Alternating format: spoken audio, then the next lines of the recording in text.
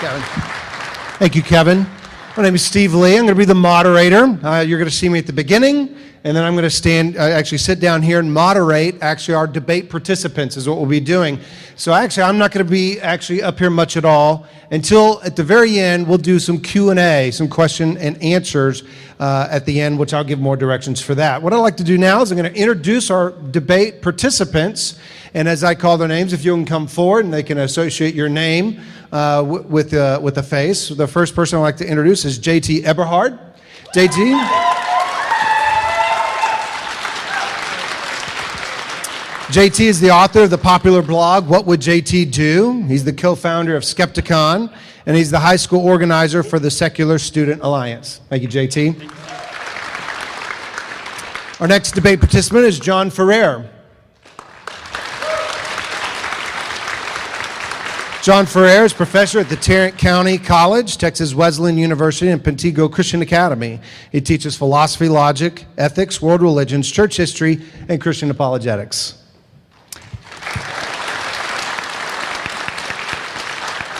Our next debate participant is Matt Dillahunty.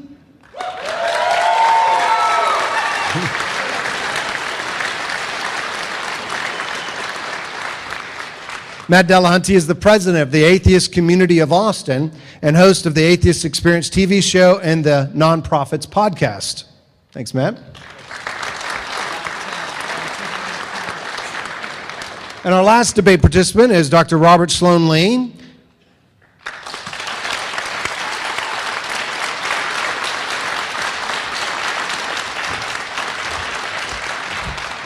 Sloan has earned his MA and PhD in philosophy at Wayne State University in Detroit.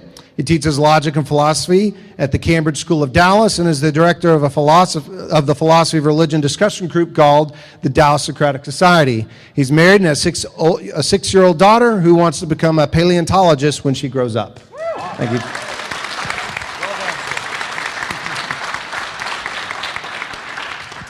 Usually with debates, it's usually one side against the other, one affirmative, one negative. Today, obviously, we have an interesting format with 4 participants. And so what I'd like to lay out the guidelines and the debate format for us so you'll know what's coming. What we do is the debate topic is a question: does God exist? We'll have affirmative side, and on my right, your left is the affirmative with John and Robert Sloan Lee, and on the left side, on my left side, your right side is the negative side with Matt and JT. The affirmative side traditionally opens, and that will be the case today.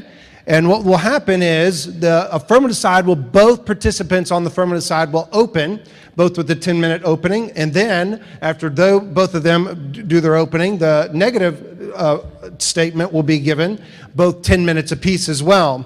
Then we'll have a 10-minute strategy break. It'll be an opportunity for maybe you to get up and stretch, go to the restroom. But after 10 minutes, which I will be timing, and we'll come right back after the 10 minutes, we'll come back with rebuttals. And again, we'll start with the affirmative. Both affirmatives will give a 5-minute rebuttal each, and the negative a 5-minute rebuttal as well. And then we'll go to a closing statement of 5 minutes for both affirmatives and 5 minutes each for both negative. Then we'll have about a 30-second to minute break because we'll be changing out the tape in the back for filming purposes, and we'll go to question and answer time. And during that time, I'll give more directions of where to line up. I will be holding the mic and how we'll actually function, how we'll do the question and action function in that regard.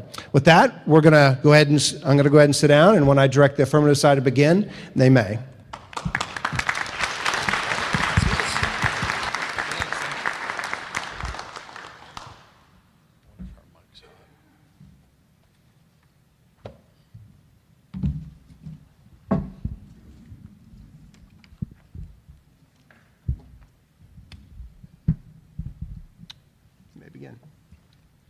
Greetings, fellow truth seekers. Thank you, Secular Student Alliance, for inviting me here. It is a pleasure to join in this debate to exchange ideas with Matt and JT, and it's an honor to work again with Sloan. I'd like for all of us to take off our hats for a moment, theists and non-theists alike. Let us take off any antagonism or presumption. Let's open our worldview to critique. We can all learn from each other, even if we disagree. So, let's start afresh, aspiring to be truly free thinkers in the classic sense. Listen to the arguments and let's weigh the evidence together. Today, I'm defending theism with three arguments, which together show God exists. First is the moral argument. Second is the burden of proof argument, focused not on positive atheism, but on the negative or presumptive atheism, which refrains from God belief and thus presumes to have no burden of proof. Third, I will argue that natural causes plus a divine cause provide the better explanatory set than nature alone does. First, the moral argument for God's existence. Premise 1. Objective moral values exist, such as justice, courage, and human dignity. Matt and JT already agree with me on this. Premise 2. Objective moral values imply an objective moral grounding. Therefore, we may conclude that objective moral grounding exists. By objective, I mean they are binding even if the person or culture disagrees. To my knowledge, Matt and JT grant that objective moral values exist. But with premise 2, we disagree. Objective moral grounding is implied because the alternatives fail, namely moral relativism and nature-based models. Now, relativism fails because first, it trivializes morality, making rape is evil into rape is yucky, I don't like rape and neither should you, or worse, I'm biologically preconditioned to dislike rape. Second, it prevents cross-cultural judgments. And third, it discriminates against minority ethical views like saying Martin Luther King was wrong on civil rights. But if we abandon relativism and stick to naturalism, we find nature can't provide objective moral values since nature simply is what is and knows nothing of what ought to be. This is the classic is-ought fallacy, also known as the naturalistic fallacy. Nature fails since it's not a mind, but it takes a mind to make moral claims like we ought to flourish and be happy. Since nature can't offer prescriptions like that, our morals lack a reference point, no truth maker. Since morality of that sort is truthless and thereby toothless. We're inventing prescriptions, but that's relativism, and that's precisely what I just showed to fail. Therefore, since the alternatives fail, the fact of objective, binding moral values testify that God exists. My second argument is a negative case against presumptive atheism. Classical or positive atheism says no God exists. However, a common form of atheism these days is negative atheism, which, if I'm not mistaken, is the normal position of both of my opponents. But they're more than welcome to have changed their mind. That's the purview of any free thinker. I call it presumptive atheism, this negative form, because in abstaining from God belief, they presume to have no burden of proof. For negative or presumptive atheism to be rational, it must have sufficient evidence to justify withholding any belief in God. However, the evidential case for presumptive atheism is wanting, making it no safe bet for rational people. Likewise, positive or classical atheism is even less tenable, given the following 10 lines of evidence. First, presumptive atheism presumes the religious experiences of billions of people across the globe and across human history are not any kind of prima facie evidence, that is, evidence on the face of things, or ostensive evidence. Or worse, presumptive atheism treats all of them as being wrong until proven right. But God belief is a cultural universal. Realists are justified in treating God as ostensibly true until the believers or God belief are proven non-credible. Furthermore, it's odd to do as atheists often do and lump God belief into the same category as Santa Claus, the Truth Fairy, or the ubiquitous flying spaghetti monster, when so many people agree on a God and yet reject those other characters. And it's one thing for a skeptic to say he's never had a genuine religious experience.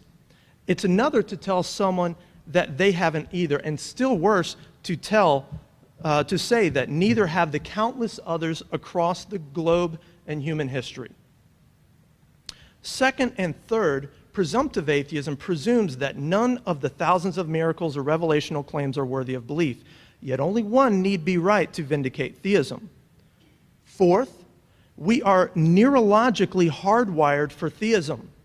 According to reports by Michael Brooks, Bruce Hood, and Justin Barrett, human beings are neurologically hardwired to believe in God. If these studies are correct, then we can't assume people are natural-born atheists. Moreover, we're hardwired to seek causes for things, trust our ideas can correspond to reality, and believe that logic, math, observation, and inference tell us about the world. These are all hardwirings that we have. Before skeptics dismiss theistic hardwiring out of hand, they should also empty every other bit of hardwiring from their cognitive grasp. Fifth, presumptive atheism presumes that natural causes can potentially explain everything. Atheism says nature is all there is, yet all the ways to prove that scientifically are circular. I grant the spectrum of natural causes, but see no reason to think they explain it all. Sixth, presumptive atheism treats billions of cases of apparent design as illusory with no counterexample, yet only one need be right to vindicate theism. Seventh and eighth, the origin of the universe and life escapes presumptive atheists. Ninth, presumptive atheism militates against positive atheists, telling them that there just isn't enough evidence against God to rationally merit denying God's existence.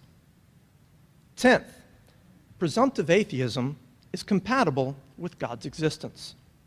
Most tellingly, since presumptive atheism does not make a claim about reality per se, but about psychology, that is, I refrain from belief in God, therefore I am a negative atheist, it is compatible with God's existence in reality out there.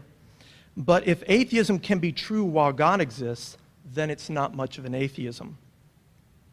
Given these evidences, presumptive atheism is unrealistically skeptical. A better alternative is to treat God belief as an operating hypothesis, prima facie true, and still worthy of inquiry. My third argument concerns the explanatory power of theism.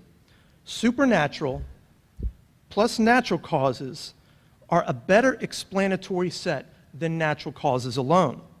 The better explanation is more likely true, therefore theism is likely true. The beauty of atheism is it embraces all natural causes in the world. I'm sorry, let me repeat. The beauty of theism, that would have been bad. The beauty of theism is it embraces all natural causes in the world and then some. Natural science can't tell us nature is a closed system. That comes from philosophy, from metascience. Nothing for or against God can come from science unless it interweaves with theology. Yet what we know of effects in nature suggests natural causes are not the best explanation for the origin of the universe, the existence of life, information and meaning, design, the origin of consciousness in human minds, religious experience, and some miracle claims. By Occam's razor, we don't need to propose limitless causes beyond those needed to explain the data, so monotheism is a better hypothesis than either atheism or polytheism. To sum up, my first argument is that the fact of objectively binding moral value suggests a moral mind beyond us humans. Second, I showed that atheism is no safe assumption, but carries its own burden of proof on pain of irrationality. And third, I showed that the explanatory advantage of monotheism further lends itself to reasonable minds. For these reasons, rational, inquiring minds should believe in God. Thank you.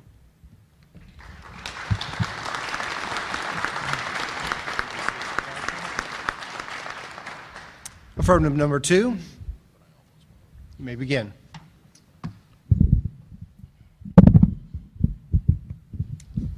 Good afternoon. I have come here to argue for the existence of God on the basis of reason alone, without appealing to faith or to scripture or emotion or personal experience. I have no interest in any of these things. I agree with David Hume that one should adjust one's beliefs to the evidence. So, as evidence, I will present 5 arguments for the existence of God.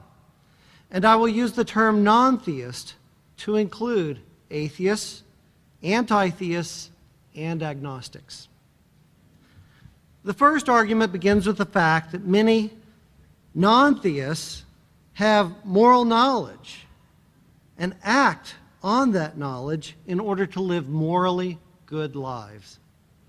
But this is only possible if there exists an objectively binding moral law, which is neither arbitrary nor conventional. In other words, ethics is more than effective means of human interaction and more than efficient means of producing happiness. When someone says it is wrong to torture children for fun, they are appealing to an independent and objective moral standard. Now, there are 2 questions that we can ask here. The first question is this: what are the grounds for this moral standard? I will not be asking that question. Rather, I will assume that there is an objective moral standard even if God does not exist, so that I can focus on a second question, namely, how is it that we have any knowledge of the objective moral standard? Now, on some accounts, our ancestors came down from the trees about 10 million years ago and began struggling for survival on the open savanna plains. Walking upright with a bipedal gait, they were able to cover more ground in their search for food and would have been able to see above tall grasses in order to avoid predators. So on the non-theistic view, the biological development of early hominids, such as Homo habilis, and the development of their cognitive capacities is guided only by blind material forces working through natural selection. However, the moral standard is a static, inert, immaterial thing that can have no causal bearing on the natural selection and development of our cognitive capacities, including our ability to apprehend abstract moral truths. Thus, it is unlikely, if not impossible, that evolutionary considerations alone account for our ability to apprehend the objective moral standard when construed along non-theistic lines. However, when the hypothesis of God's existence is joined to the evolutionary account of the development of our cognitive capacities, there is no such difficulty. Since the evolution of our ability to apprehend objective moral truth is surprising on non-theism and unsurprising on theism, our possession of moral knowledge more strongly confirms theism than it does non-theism. While anyone can see that not torturing children can assist in the survival of one's species, that fact is not enough to explain how we know that it is objectively wrong to do such a thing. Belief in the existence of God is entirely rational on these considerations. Our second argument for God's existence, according to it, science testifies to the fact that we in some ways understand the world in which we are living. Reality is in part intelligible. In the end, there are only 2 kinds of philosophies: those that find the world ultimately intelligible and those that do not. The first view says that there is no intelligence behind the laws we apprehend in the universe.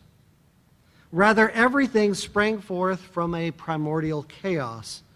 Slowly and without purpose, order took hold here and there in the chaos, and beings like ourselves emerged with the ability to understand those so-called pockets of intelligible nature. On this order out of chaos view, it is an astonishing accident that our minds comprehend nature in any way at all, and intelligibility is at best an inexplicable anomaly. and perhaps even an illusion. The competing view says that chaos is not fundamental to reality, but that mind is the most fundamental element of reality.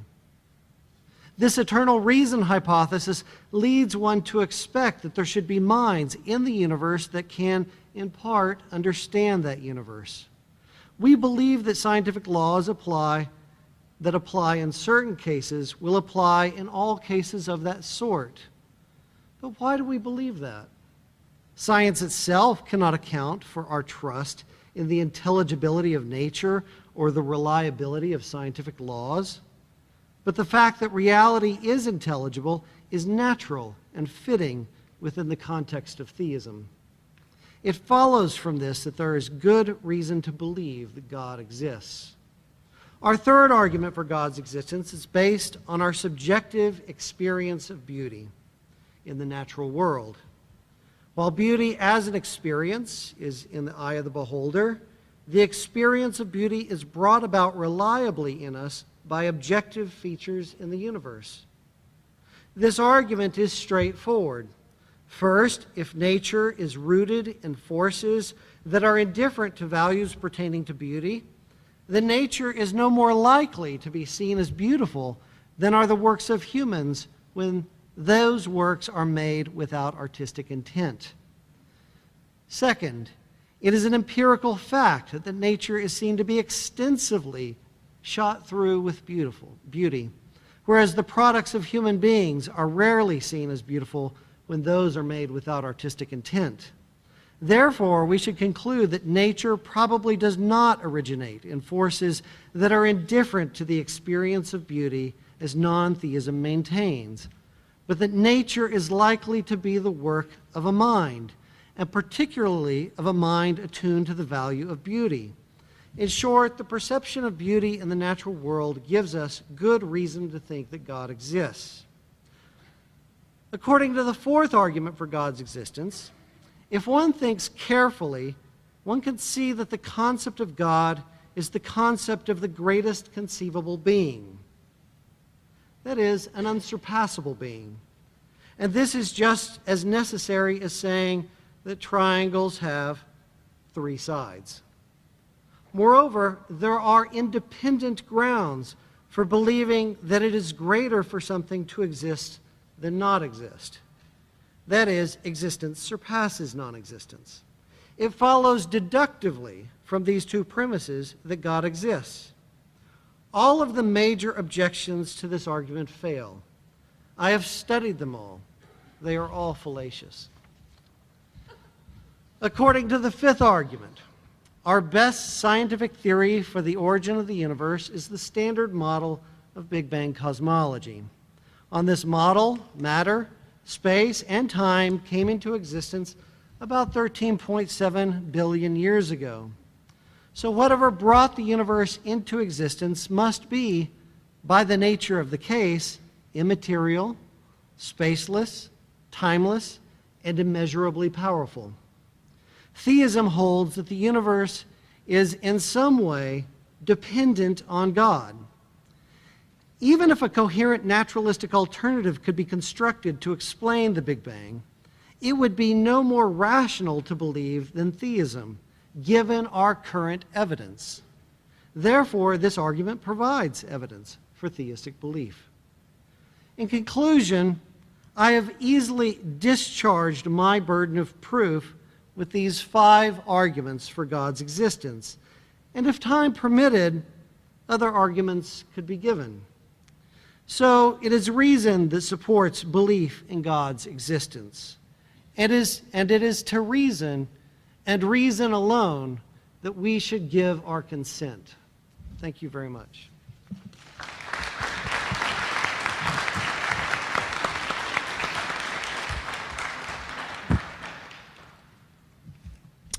Okay, opening statements for the negative.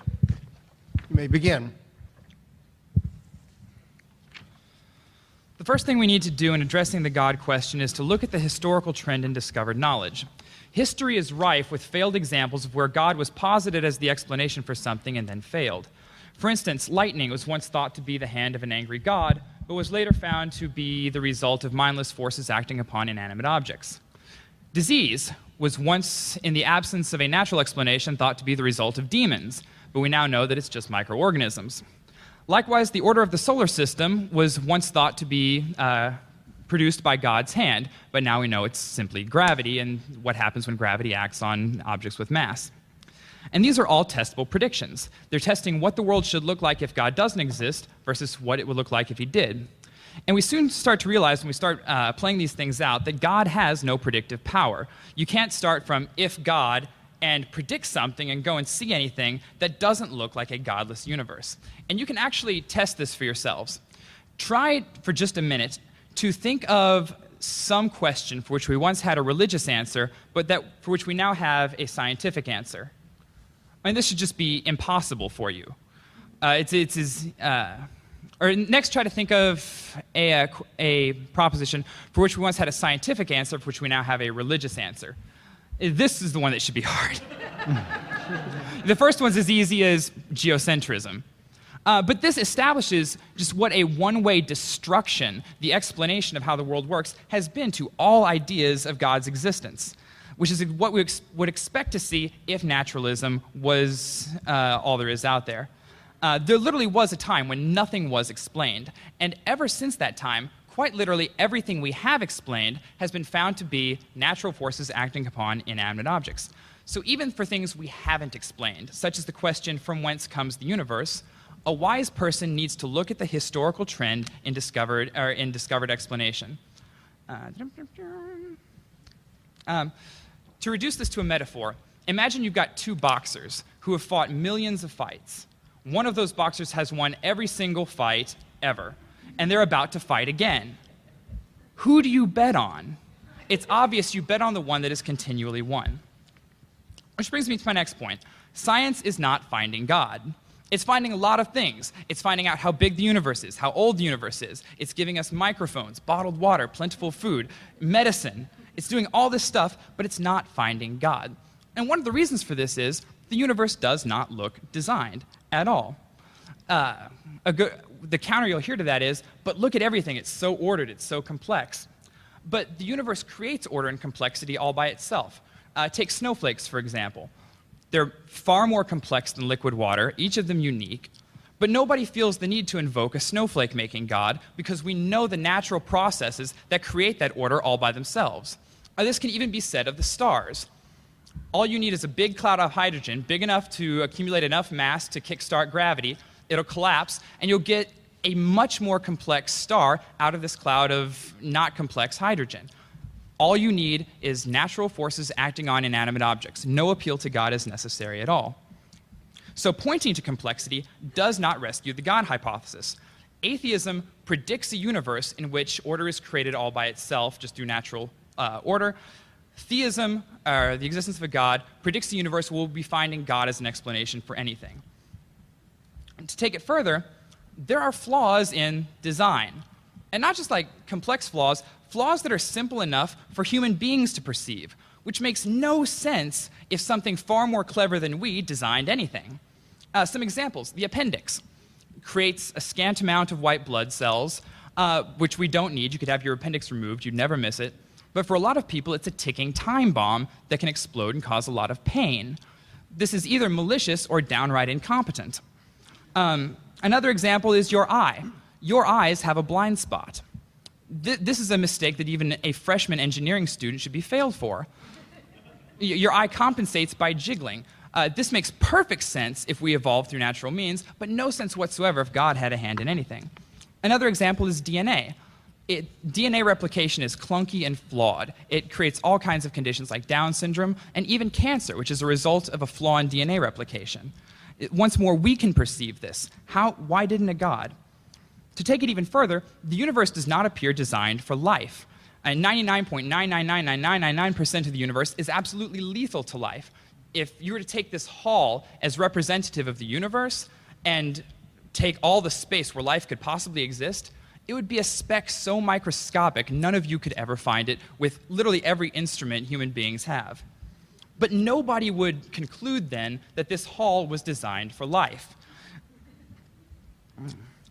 Now, On atheism, the only way we could exist is naturally. Atheism predicts that life is extremely improbable due to the fact that a self-replicating molecule would have to arise by accident. It entails that the only universe we could find ourselves in is the one we see. Because take something that's very improbable, like winning the lottery. Right? Let's say it's a 1 in a million chance. Yet people win the lottery all the time. Why? Because a million people are buying lottery tickets. If a million people buy lottery tickets, you should expect someone to win. If 5 million people buy lottery tickets, you should expect 5 people to win, even though it's largely improbable. So for atheism to be true, we should expect to find ourselves in a huge universe full of lots of stuff with lots of lottery tickets being purchased. This is, of course, the universe we find ourselves in. But God can make any type of universe he wishes. So the vast amounts of stuff is only needed if God didn't make life. Because if he didn't, it's random, and therefore improbable, and therefore life could only occur in a vastly large, vastly old universe filled with vast amounts of stuff, which happens to be where we find ourselves. But God doesn't need any of that unless he's designing the universe specifically to look like a universe with no God in it. Also, as they pointed out, our universe had a beginning. Nobody informed of the facts can deny this, the Big Bang cosmology.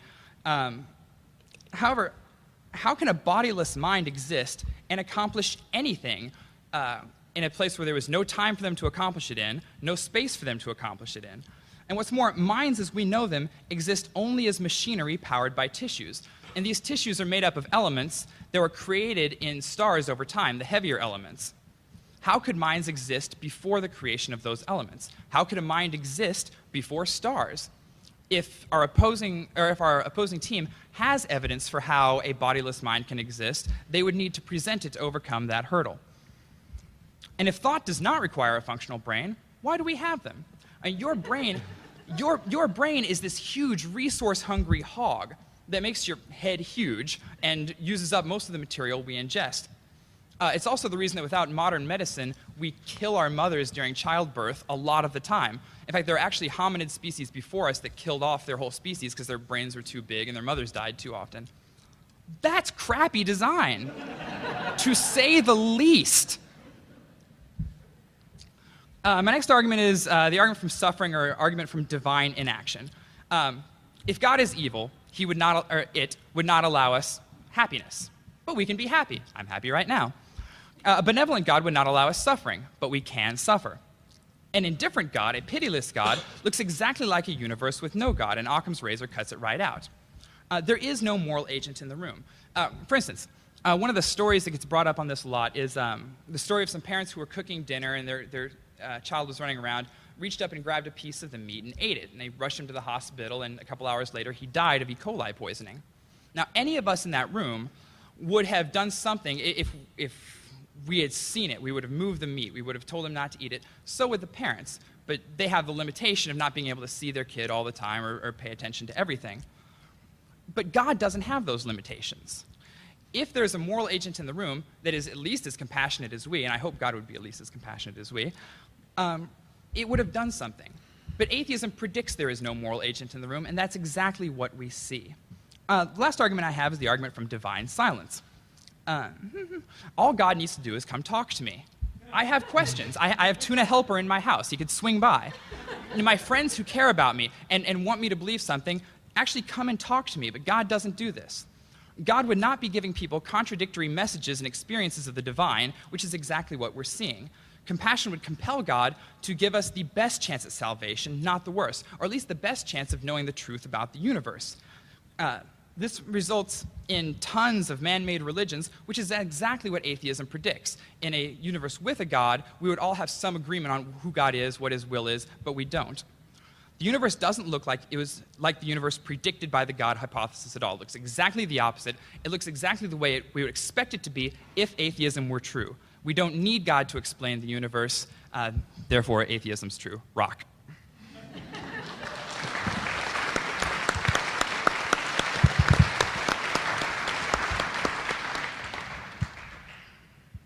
Opening negative statement number 2. You may begin. So thanks everybody for coming, and thanks to the organizers for putting this together. I'm honored to be invited to do this alongside JT. And I too am eager for debates and discussions to happen. I find it curious, and part of the reason for that is that this is a conversation that, as far as we can tell, humankind has been having since we've been able to have conversations. It's a debate that's raged, as far as we can tell, for just about as long as we can tell. And yet, here we are having this debate again, which clearly means somebody hasn't met their burden of proof. But jokes aside, this really is something that I find curious, but it's also something I find important and significant. We live the vast majority of our lives relying on inference and induction to get by. The world today is pretty much the same as it was yesterday. Not a lot changes. This is really beneficial for us, and we have evolved brains that make use of the fact that very little changes to help us make predictions and get through life, to help us make determinations about what's best for us. It can be evidenced in simple examples like, throwing and catching a ball. The laws of physics don't tend to change enough, at least within the thin view that we have, to make this a vastly unpredictable enterprise. The problem is that we're really, really, really good at this. We're so good at inference and induction. We're so good on relying on our visceral intuitions about the universe because they are so often reliable in the grand scheme that it builds a false confidence in our ability to actually think and use deductive reasoning. It builds an arrogance in our own intellectual capacity. We pay lip service to the fact we don't know everything. It's one of my favorite things that saying I don't know is the best answer you can give until you actually have a real answer. And we pay lip service to that, but everybody in this room and everybody on the planet, no matter how hard they try, fails. We're know-it-alls, every one of us. That's a problem, and it's a problem because in this long-term debate and discussion that we've had about God's existing, by the way, I doubt you're going to hear anything that's particularly new tonight. We've been having these debates and discussions so long, the arguments even have names. The moral argument, the ontological argument, the cosmological argument, teleological argument, the anthropic principle, etc. And we've seen some of them cited. We'll probably hear more cited. Appeals to Occam's razors. I'm not the only one. I'm glad I'm not the only one who'll be citing Hume tonight, which means we have probably lots of common ground. But what's happened is our intuitions have trained our brains so that we're really, really good at finding a way to take bad arguments and hide the flaws. And so the past arguments that, like for example, the ontological argument has fallen out of favor. Alvin Pantego came up with a modologic version of it, and we've heard some of that tonight as well.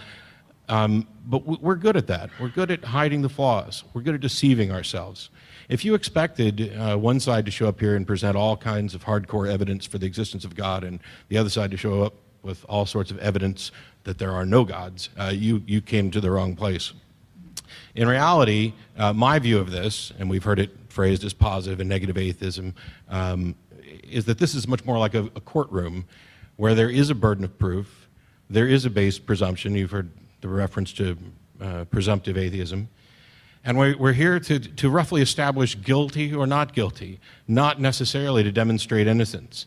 Although that's a case that I'm willing to take up off hours, the case that in fact there are no gods. But when we look at these court cases, for example, how many people in this room believe that extraterrestrials are visiting Earth, abducting our citizens, and taking them away for medical experiments? That's what I thought. Now, why don't you believe this? Are you not aware that you can actually go and interview living, breathing people who will give you their firsthand account? This isn't hearsay. This isn't I saw this. This is what I actually experienced. And if experiential evidence alone, direct experience, was enough to be rationally justified, clearly these people must be. They will tell you their experiences. You can talk to many of them, different people who have not interacted in any way that we can tell, and their stories will be very similar. So, that we've got the little gray aliens with the big eyes and everything. That you can talk to groups of people who will claim to have either been abducted or abducted by the same aliens or abducted at the same time, or just have seen UFOs and seen people be abducted, etc. What do we make of this? Why is it that most people don't believe that? Are we not aware that there's things like the Drake equation that attempt to calculate the probability that life on Earth, how probable it is that life on Earth is the only life in the universe? And the answer is, oh my gosh, it's so absurd to think and arrogant to think that this is the only place that life formed. So clearly, we have lots of good reasons to potentially think that there are aliens who might be visiting and abducting people. And yet we don't, by and large. Normally those people often are kind of shunned. Hopefully not too meanly. And so if you'll forgive me for actually addressing something about Christianity in particular, I'm not doing it to address the religion, but C.S. Lewis has famously said that what you think about Jesus is the only thing that really matters. And he presented it in his famous trilemma that the only options are liar, lunatic, and Lord. And I not so humbly submit that C.S. Lewis was arrogant. That there's a fourth option that starts with an L, which is legend, which we heard a little bit about from David Fitzgerald today. And there are possibly many, many more. So when we look at these alien abduction scenarios, are these people delusional? Are they deceived? Are they attempting to deceive us? Are they dead right? Are they dead wrong? How many D's can we come up with? And the arrogance is assuming that we have the capacity and the knowledge at present to consider all of the options. This when you've eliminated everything that's probable, whatever's left, however impossible, it must be the answer, is wrong, because you can't achieve that. You can't eliminate that. Every argument, and I don't want to, especially sitting here with a couple of professors of logic, a logical syllogism you can look at as having two characteristics, validity and soundness, and validity goes to structure. And a logically valid syllogism is one where true premises necessarily lead to a true conclusion. Soundness is the determination of whether or not the premises are actually true. Our dependence on inference and induction have led us to make all sorts of assumptions where when we're not able to figure out and spot the flaw, we go ahead and accept the premise. That's not the rational course of action. The rational course of action is that every premise should be rejected until such time as it's demonstrated to be true. In court cases, there's a number of different standards of evidence. In some cases, you need to demonstrate beyond all reasonable doubt. In other court cases, you may have to demonstrate to a preponderance of the evidence. And these are different standards of evidence for different claims. And Carl Sagan has famously reminded us that extraordinary claims require extraordinary evidence. I submit that the claim that a God exists is, as far as I can tell, far more extraordinary than whether or not aliens exist and are potentially abducting our citizens. It's more extraordinary than whether or not JT murdered somebody and is on trial for it. It's not enough to actually just claim it. It's not enough to present arguments. And even as in a court case, the defense doesn't have to call a single witness or make a single argument. It may seem very, very unfair, and people can rail against it till they're blue in the face. The only thing they have to do is make the case that the other side hasn't made the case.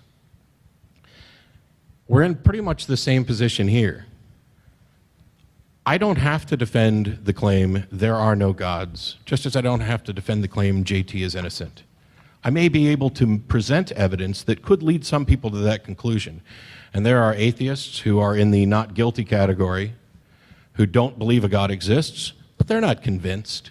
You can believe things to different degrees of certainty, short of absolute certainty with a couple of exceptions. You can believe things for good reasons and for bad reasons. The goal, though, is to believe things for good reasons and to try to make our internal model of the universe mesh as best as possible with the external universe. We have tools to do that. Critical thinking, logical thought, reason, and scientific evidence. An argument on its own can never achieve that.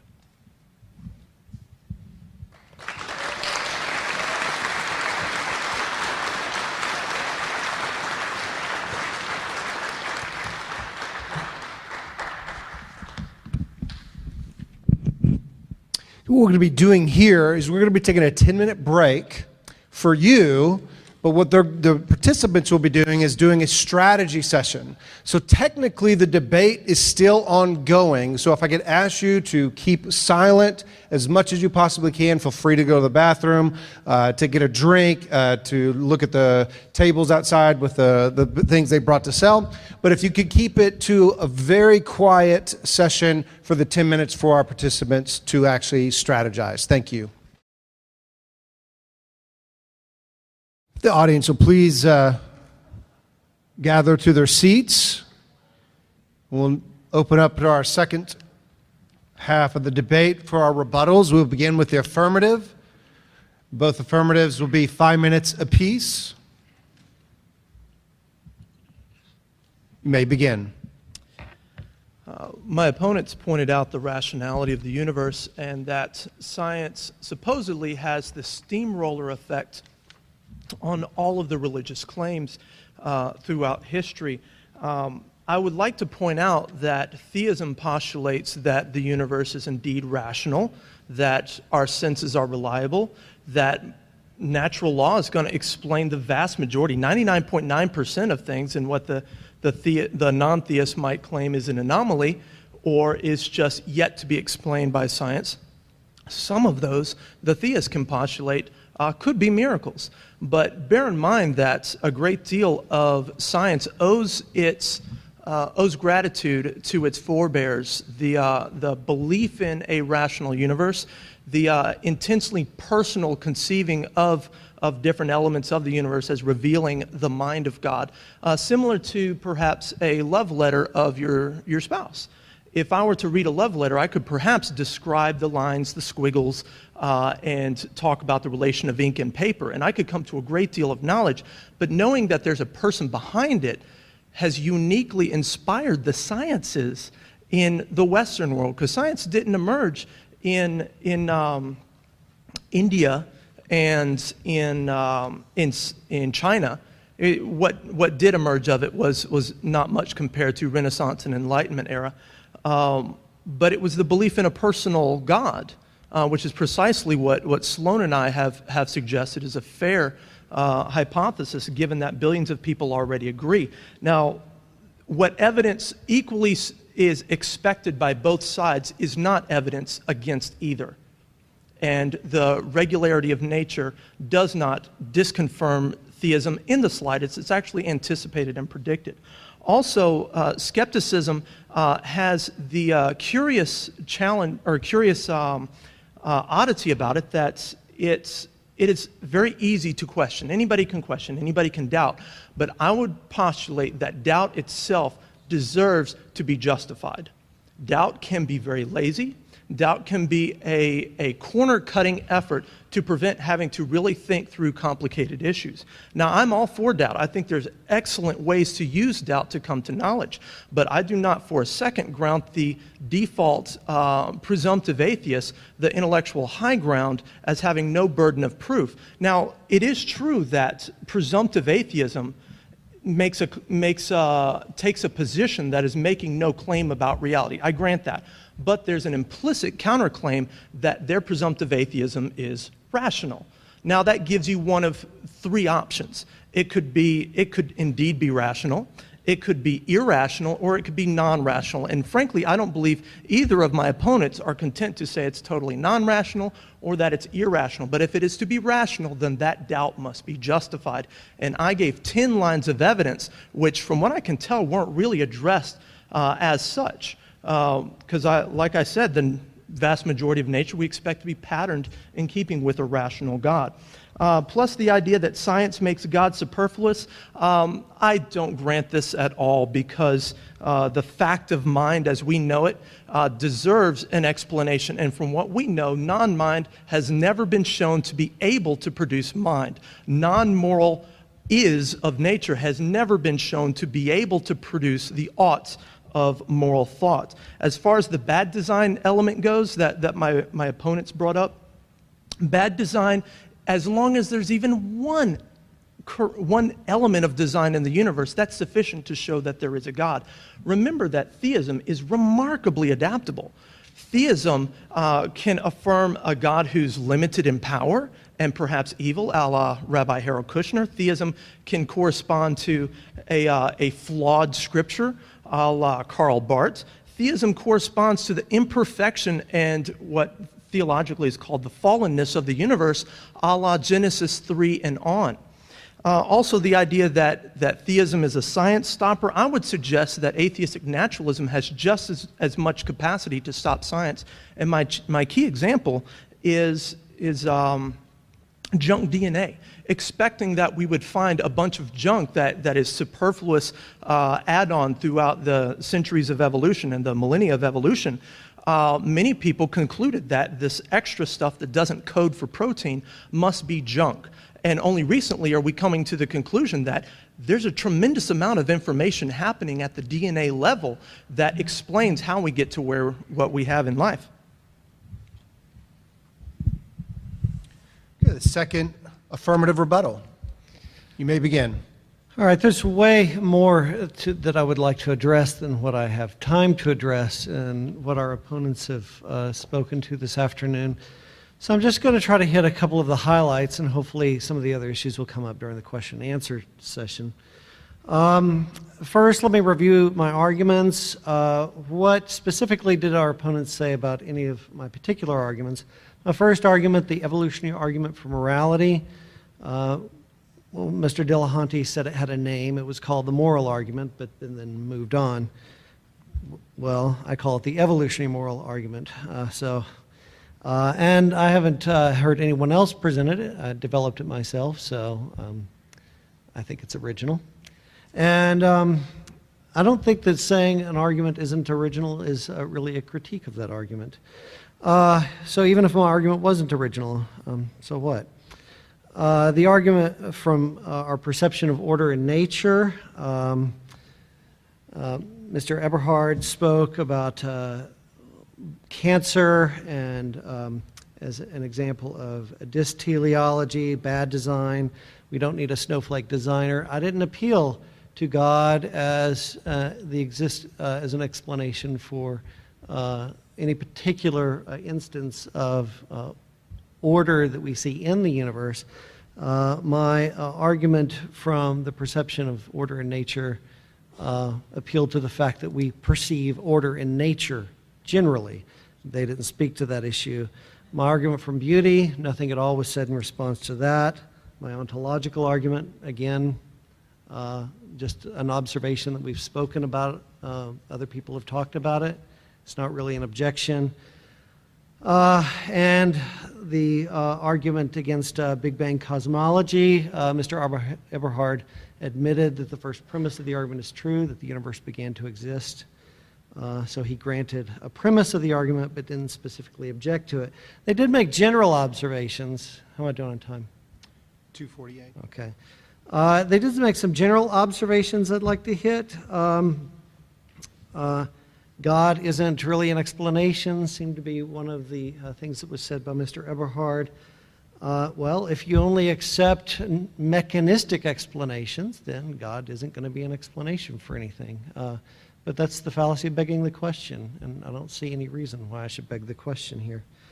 There was this idea of that there's that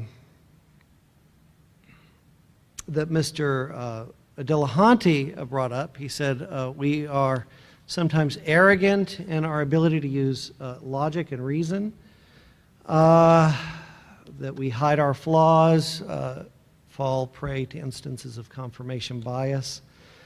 I didn't show up here to try to confirm my biases. I came here to hear arguments on both sides of the issue, to present arguments on one side of the issue, and to hear arguments on the other side of the issue. He said, Mr. Dillahunty says we should never accept a premise until it's demonstrated. This seems to me to be demonstrably false. There are self-evident truths that are incapable of demonstration, but it would be patently irrational for anyone to reject them. Premises of this sort, self-evident premises and premises of necessary truths that employ necessary truths. He says that that the existence of God is an extraordinary claim, and that extraordinary claims require extraordinary evidence. I would like to know on what grounds does he think that the existence of God is an extraordinary claim? Generic theism, how is that extraordinary? Does he have a sample size that he's found it to be rare that theism is true? I'd like to know more about that. In fact, many rare things can be very plausible. Hannibal crossed the Alps with elephants only once, but it's still plausible that he did it given our evidence. He compares the existence, my case, to the testimony of others being abducted by extraterrestrials. I didn't make any appeals to personal experience. Their experiences are what they are. I would like to have more than just their testimony as to being abducted by aliens. I don't have that. That's why I don't believe in alien abduction. But I have more than mere testimonial experience for theism. So he's committed the fallacy of faulty analogy here. There are other issues that I'd like to get to, but I'm simply out of time. Thank you.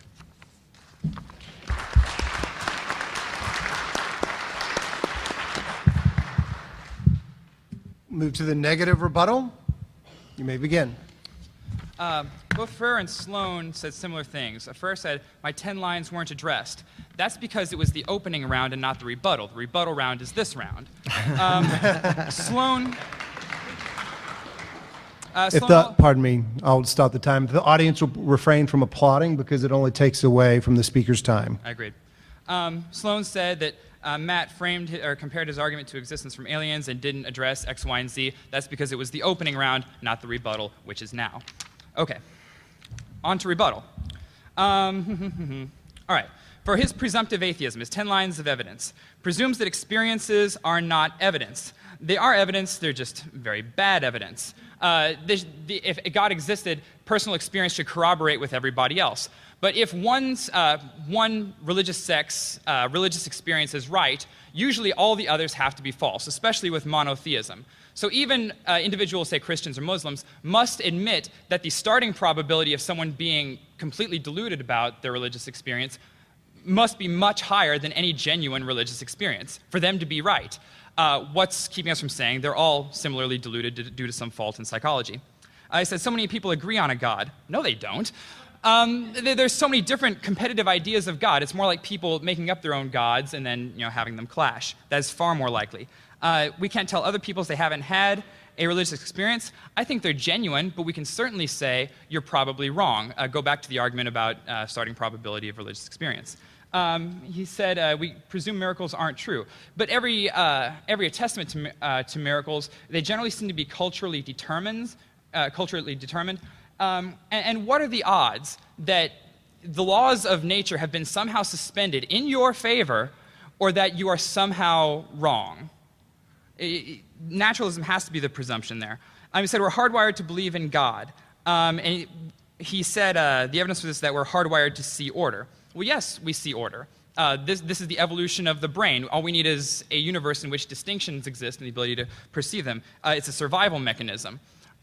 We may be designed to, we may be, not designed, certainly. We may be hardwired to infer design, but there are many cognitive failures in our brain that Matt touched on in his opening that it would be far more likely such phenomena as pareidolia or something like that would better explain the fact that we infer design from order. He cited we reject apparent design, but he didn't provide an example of apparent design for me to refute. I see. He said we presume the origin of the universe was natural. There are many models that take care of this. Small and multiverse theory is one of them. Another one, when we've determined that the ratio of subatomic particles that came out of the Big Bang are the exact same number of exact same ratio of subatomic particles that occur when we smash atoms together in particle colliders. This leads physicists to believe that Big Bangs are inevitably what happens when you smash enough matter under enough pressure. So if this were happening in black holes, it would be opening up into other pockets of space-time, creating a multiverse system like that. And we have scientific evidence for this. I just listed off some of it. So that would be an instance where we could have a universe that would have a completely natural origin that would precede our own, or even extend back infinitely. And if you don't think that's the case. Take it up with physicists. We presume there is not enough evidence, he says. Well, that's because we haven't had enough provided. You could fix that. Any religious person could fix that. And we presume that a lot of things aren't compatible with God. He says that God is compatible with evolution, naturalism. Well, so is anything. I could say Smurfs were behind evolution. It's compatible, but compatibility is not the arbiter of truth. Okay. The ontological argument. He says he studied it and all refutations fail, so I guess we're just hosed there. No, a perfect God exists, and a perfect God definitionally exists. So does a perfect nothing. A perfect nothing could exist, or a perfect nothing is conceivable, and would, by definition, exist. See, that would take care of Sloan's Big Bang. Let me hit first cause real quick. Whatever started existence either had to have existed forever and been doing things forever, or been uncaused. It's one of those two. If you say it existed forever, why not just matter and the laws of physics, these things that create order all by themselves? God seems like a superfluous variable. And if it was an uncaused cause, why does it have to be a God? Why can't we just say, I don't know? At the quantum level, things happen without cause all the time. This is why we have a whole field of study in probability fields. Once again, take it up with physicists. But the beginning of our universe would have occurred on that level. There's a lot we don't know about, but just because we don't know doesn't mean they do. Thank you.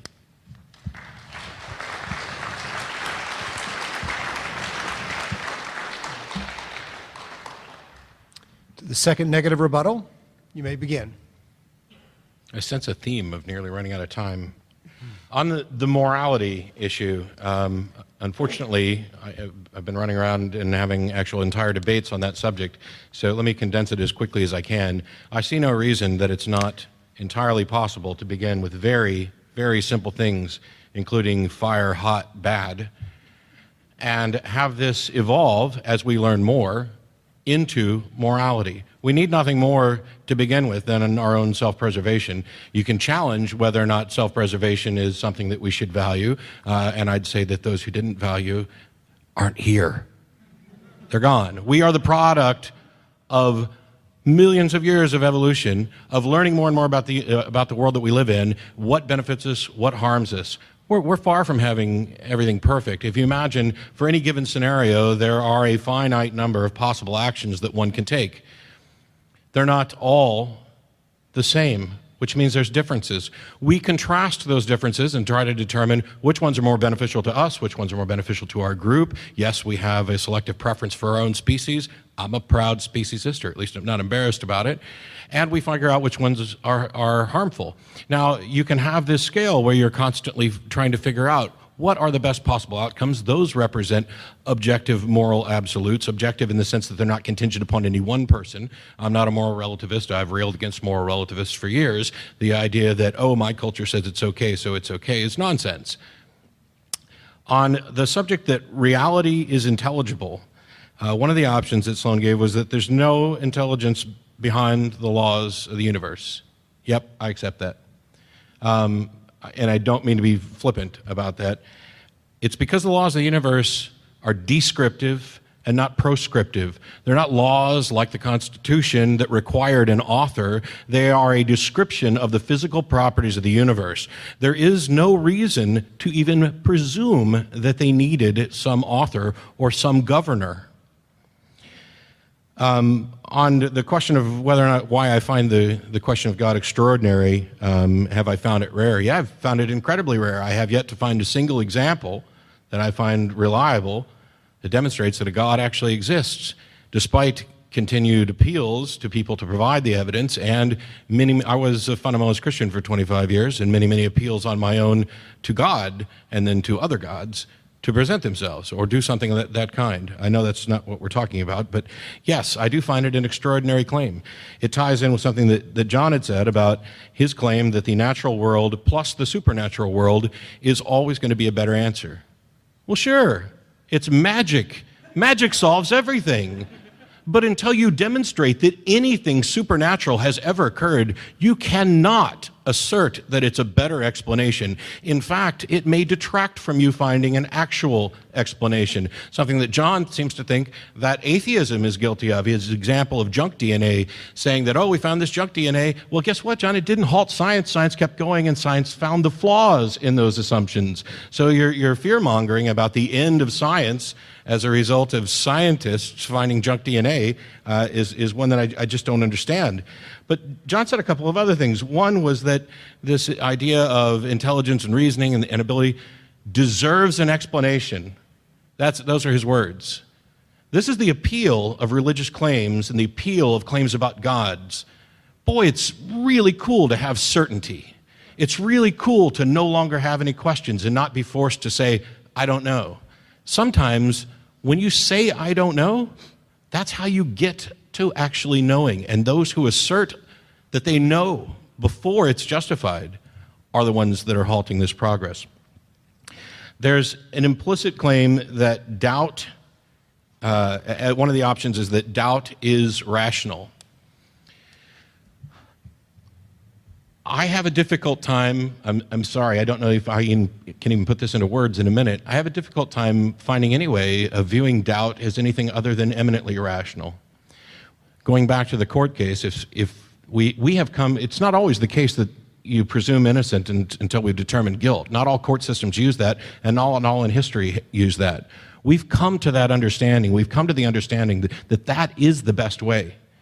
And we know that the universe is intelligible because it continually demonstrates it. Nobody was ever required to have a pre-existing belief in a God in order to work on the assumption that the universe is intelligible. And we were able to test this and find that by and large, the universe is intelligible. That's how we know.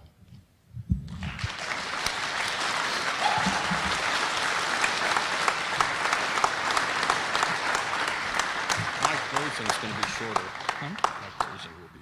Okay, we'll move to closing statements, 5 minutes for each participant.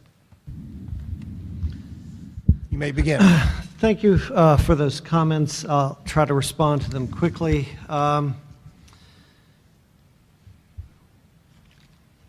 You mentioned with respect to, Mr. Eberhard mentioned with respect to the perception of order, that the brain was evolved to perceive order. I grant the force of this to the degree that the perception of order in cases which further our survival, for example, the perception of order within vegetation that can provide us food or shelter or safety, that these are the kinds of order that we would expect to evolve. But that's a far cry from perceiving order in the periodic table or in stellar spectral analysis. And that far outstrips what it seems that Darwinian processes can explain there. He appealed to Lee Smolin's multiverse theory or fecund universe theory as in a way to rebut the Big Bang argument for God's existence. The problem with Lee Smolin's multiverse theory is that it predicts that there should be no neutron star with 1.6 times the mass of the sun, but in 2010 such a star was in fact discovered, falsifying Lee Smolin's, empirically falsifying Lee Smolin's multiverse theory. He says that God seems superfluous. It's okay to say, I don't know. Well, I've attempted to give arguments today that show that an appeal to God is not superfluous. He says that he describes the ontological argument as the claim that God is perfect. The way I formulated the ontological argument did not appeal to perfection. I followed Anselm, who said that God is that than which nothing greater could be conceived. But nowhere in Anselm's proslogion does he claim that God is perfect. So that is the straw man fallacy with respect to that argument. How am I doing on time? 2:33. Okay. Mr. Dillahunty, on the issue of morality says that it's possible to start with observation, the fire is hot, and then eventually develop to the place that we have morality. Well, the problem with this is that is descriptive, not prescriptive. And if we start with prescriptive language, that's all we'll ever have. One doesn't start with prescriptive language and then somehow end up with prescriptive language. He says that he believes in objective moral absolutes. Yes, that's the first premise of my evolutionary moral argument. I'm glad to see that he grants it. He says that there's no intelligence behind the laws of nature. Well, maybe there's not, but it seems to me that if mind is fundamental to reality, then we should have a prior expectation that we should find nature at least to be in part intelligible, and that's precisely what we do, in fact, find. He says that belief in God is extraordinary. I haven't experienced God, he says, therefore it's extraordinary. Well, there's lots of things I haven't experienced.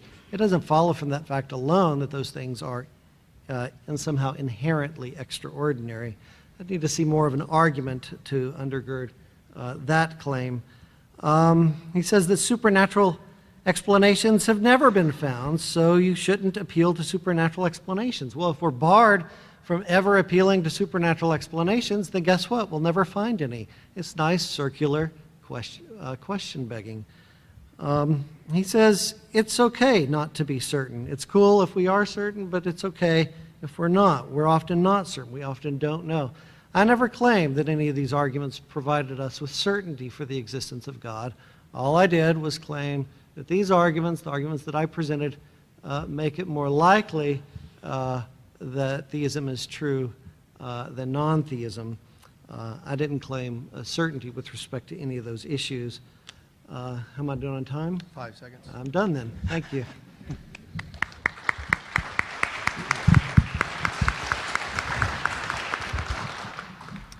The second affirmative closing, you may begin.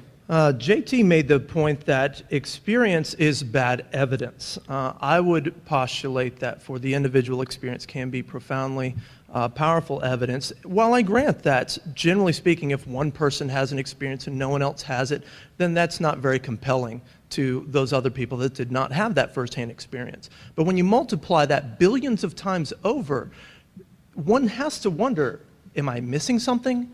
If there is wide agreement that nature is not the full extent of all there is, then when someone is willing to presume the starting probability against religious experience, I'm not sure how one would understand that, since I already pointed out that theism, at least in most of its conventional forms, postulates that 99.9% of the world will operate in perfectly normal, rational, discernible ways. And I would also affirm that theism actually allows for this in a way superior to atheism, given that theism says mind produce mind. We don't know any way that non-mind could ever produce mind. We have explanation, but we have no demonstration, and that's what it really takes before a person can don that lab coat and carry the authority of science, saying science says. And since there's no demonstration of that sort and very poor philosophy to try to cover up those gaps, I would say that theism anticipates that we could have minds to discern a rational order, and thus justifying the inference and evidential-based arguments that we're doing here today. That makes much more sense given the fact of mind. Also, there's wide agreement on God, even if there's disagreement on the particularities of that character. Let's see, my opponents also granted that there is hardwiring, that we are hardwired to believe in God.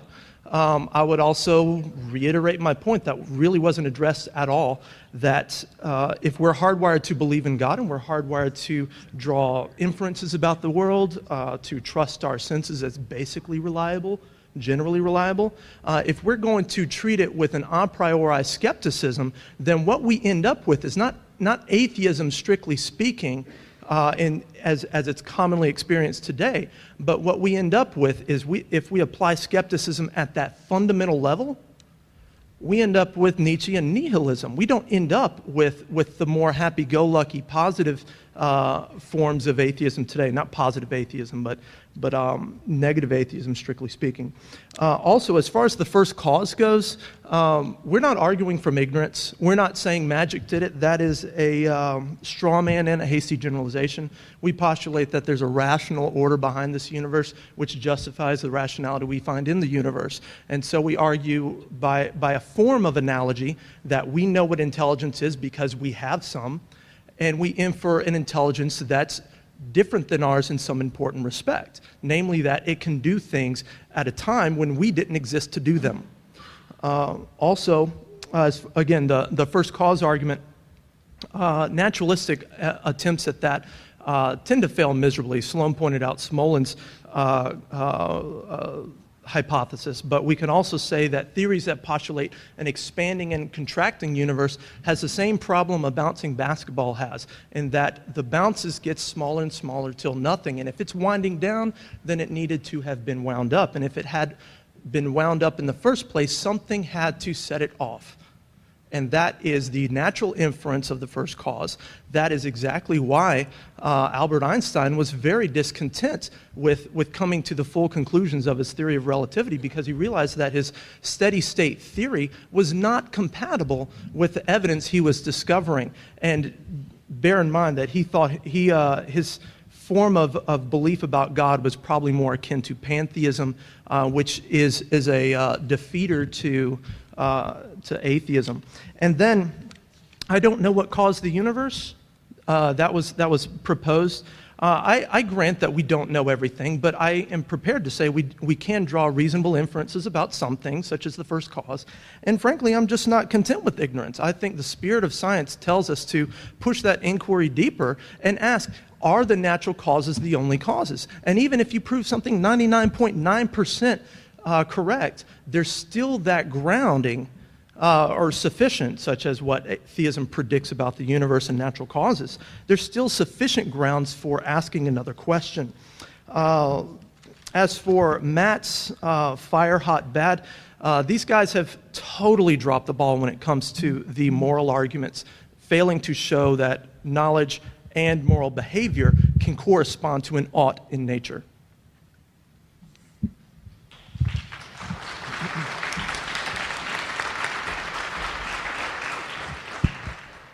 We'll move to the closing statements for the negative.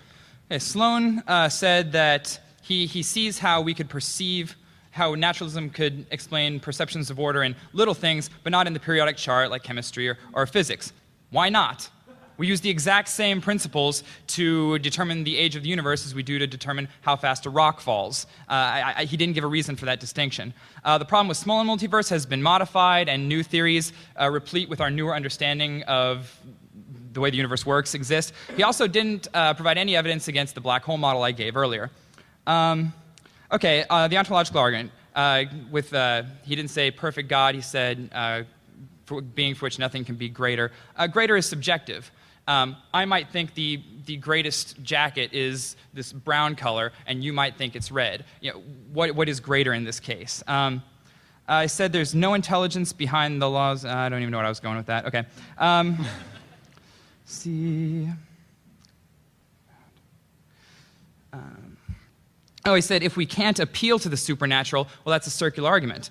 No, search for it. Search for supernatural. Experiments have designed searching for the supernatural, and they have all failed. Once more, this is what we would expect if atheism were true, not what we would expect if supernaturalism or God existed.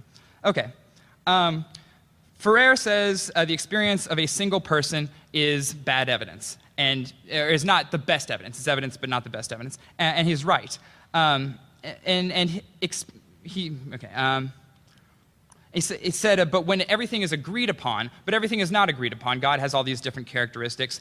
And at one point, everybody agreed the world was flat. You know, everybody agreeing on something doesn't necessarily make it true. In that particular case, The reason everybody agreed the world was flat is because what Matt was talking about, where we have these problems with our inductive reasoning. It's easy to induct the world is flat, but we need to apply reason and skepticism to try and figure out what is actually true, to get around the failures in our induction.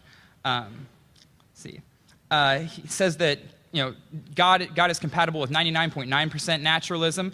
Okay, so he says there's 0.1% that could be God. Provide some evidence. Don't just point out that that naturalism, or it's compatible with almost all of naturalism. You have to provide some evidence for that 0.1%. He says non-mind cannot produce a mind. Well, sure it can. What are computers? Computers are non-thinking materials arranged in a certain way so that they can perform logic functions and actually think. Well, that's all our brains are. Non-thinking matter arranged in a certain way so that we can think. And anytime you have a system in which you have reproduction, mutation, and selection over time, you're going to have increasingly more complex and functional things. This is the system that built our brains with no appeal to God being necessary. It makes perfect sense on evolution, none whatsoever on God. He said we're hardwired to infer design and says this is evidence for God. But why? Wouldn't it make sense if we were evolving to become more survivable in our environment that we would infer that we would be able to see order and infer design from what we do by ourselves with making tools and all the order we make. But that's simply not the case. Once more, with snowflakes, stars, order gets produced all by itself. So if we look at stars as we once did, or lightning as we once did, and said, oh, there's order, I infer design, once more, that's another flaw in our induction, another flaw in our cognition that we need to apply to science to get around our limits as thinkers. Rational order. The universe must have been wound up. Even if I concede that, which I don't, look up the work of Lawrence Krauss, probably the most brilliant living physicist. It completely refutes that. But even if I concede the universe must have been wound up, why does it have to be God? Remember, historical trend of discovered knowledge. Every time we've jumped the gun and said, well, here's this thing we don't know, it must be God, we found out later, whoop, nope, natural causes. Why take something we haven't explained, like even if we say the universe must be wound up, and posit God? It still makes no sense. And he closed by saying, I'm not content with ignorance. No one's asking him to be content with ignorance. I'm not content with ignorance. But I'm also not content with people pretending to know things they don't. That is the opposite of science, it's the opposite of rationality, and it's selling the potential of humanity incredibly short.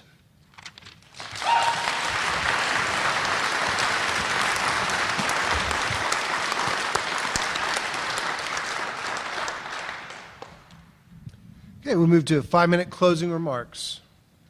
We'll begin with the affirmative. No. Oh, I am so sorry. This is the last. We're about to end the 5-minute closing remarks. Pardon me. One more negative rebuttal. Pardon me. Oh, I'm not that negative. You may begin. So I may be a little different from some other people, so I will freely apologize to both of you if you don't get what you expect in the course of this, because once upon a time, I mentioned at the beginning that I thought that it was kind of curious that we were having this debate, and once upon a time it would have been curious to me for another reason, and that was that it would have never occurred to me to question that a God existed. It was just something that I believed, something I accepted. It was absurd to me. I mean, the notion would never occur. I'm surrounded by other people who believe. You're in church and you feel what you think is the Holy Ghost, or what somebody tells you is the Holy Ghost type thing. I mean, I don't want to spend a lot of time on my background here because it's not relevant to the debate, but that's the mindset that I would have been coming from. So there may be theists here who came to see the hard-hearted heathens get wiped all over the place and embarrassed, and there may be atheists here who were hoping that JT and I would leap across the table and throttle our opponents and bash their credulity. How dare you propose something preposterous? For the people who actually came here on a sincere quest dedicated for truth and an interest in the dialogues, those are the people that I most connect with. I don't pretend, I couldn't possibly pretend to know everything. There's a ton of physics questions that get directed at me where my eyes just glaze over and I pass along. But I mentioned at the beginning that that throughout history, they haven't actually met the burden of proof for establishing a God exists. And I know that they'd like us, to debate in such a way that we're asserting that no God exists. And maybe we can do that debate sometime. I don't assert that this is anything I can demonstrate to absolute certainty. But in my estimation, and I'm not claiming that this is truth or that it's truth for anybody else, the interesting thing about a court case is that first you have to demonstrate probable cause. Before you ever get to bother with wasting or spending your time establishing and meeting your burden of proof, you have to demonstrate probable cause before you can have a case. I think this is a debate that's been raging throughout the course of human history with nobody ever bothering to establish probable cause. Laplace, when he brought his book to Napoleon said, "Hey, you didn't include God in this," and Laplace was, and I'm paraphrasing obviously because it's French and stuff, but I had no need for that hypothesis. Hume is easily my favorite, so I was glad when Sloan brought him up earlier. And one of Hume's, there's two things that Hume said that will stick with me forever. And the first is reject the greater miracle. It's important that he phrased it that way because he doesn't say accept the lesser miracle, which I think is what too many people are willing to do, to accept the lesser miracle given the options they're presented. The other thing he says is that a wise man apportions his belief to the evidence, which is, I guess, a little sexist because he included man in there, but we'll let it slide considering the times. In this continuing search for truth, we've got the tools that we need and we have to use them. Critical thinking, reason. We're all in agreement, I think, on reason. We're just not necessarily all in agreement on standards of evidence, of what constitutes making the case. And one of the things that bugs me is that I don't find God as an explanation to have any explanatory power. This appeal of certainty or pretend certainty is neat. But we tend to explain things in terms of other things that we understand. You can't solve a mystery by appealing to a mystery. You can't solve a mystery by appealing to a bigger mystery, for sure. And so, even if there was not a counter to the particular premise of an argument that you may have accepted, and you can feel comfortable in saying, yep, I accept the premises of that argument, so I'm going to accept the conclusion, and I'm going to keep on believing or keep on not believing, whatever the case may be. You could feel confident in that. But my concern isn't whether or not an idea is comforting, whether or not I'm confident in my understanding. It's about trying to improve my understanding as best I can to fit reality. Until such time as there's sufficient hard evidence that a God exists or that aliens are abducting people on this planet, belief simply isn't justified, and the time to believe it is 1 second after that evidence has been presented.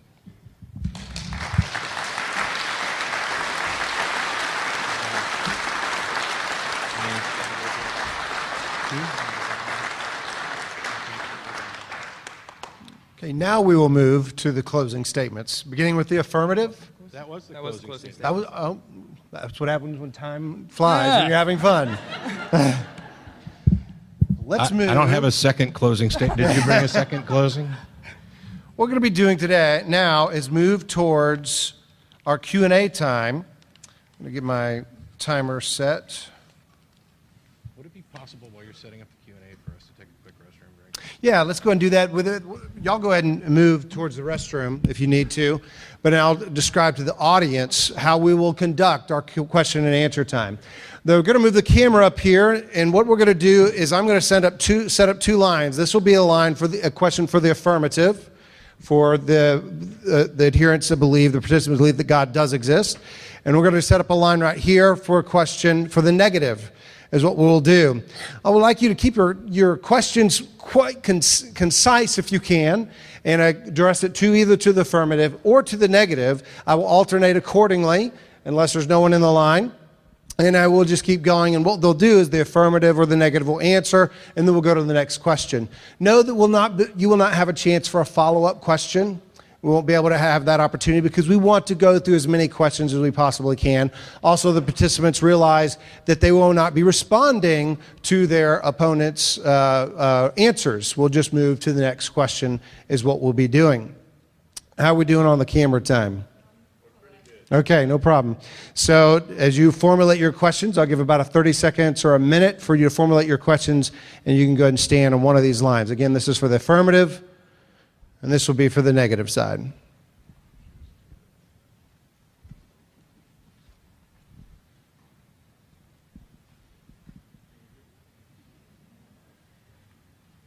If any of you out there ever thinking about buying a droid, don't. Droids? They can perform logical functions. Well, not droids, but iPhones maybe. And that's not the droid you're looking for. No, it's not. No droid is the droid you're looking for.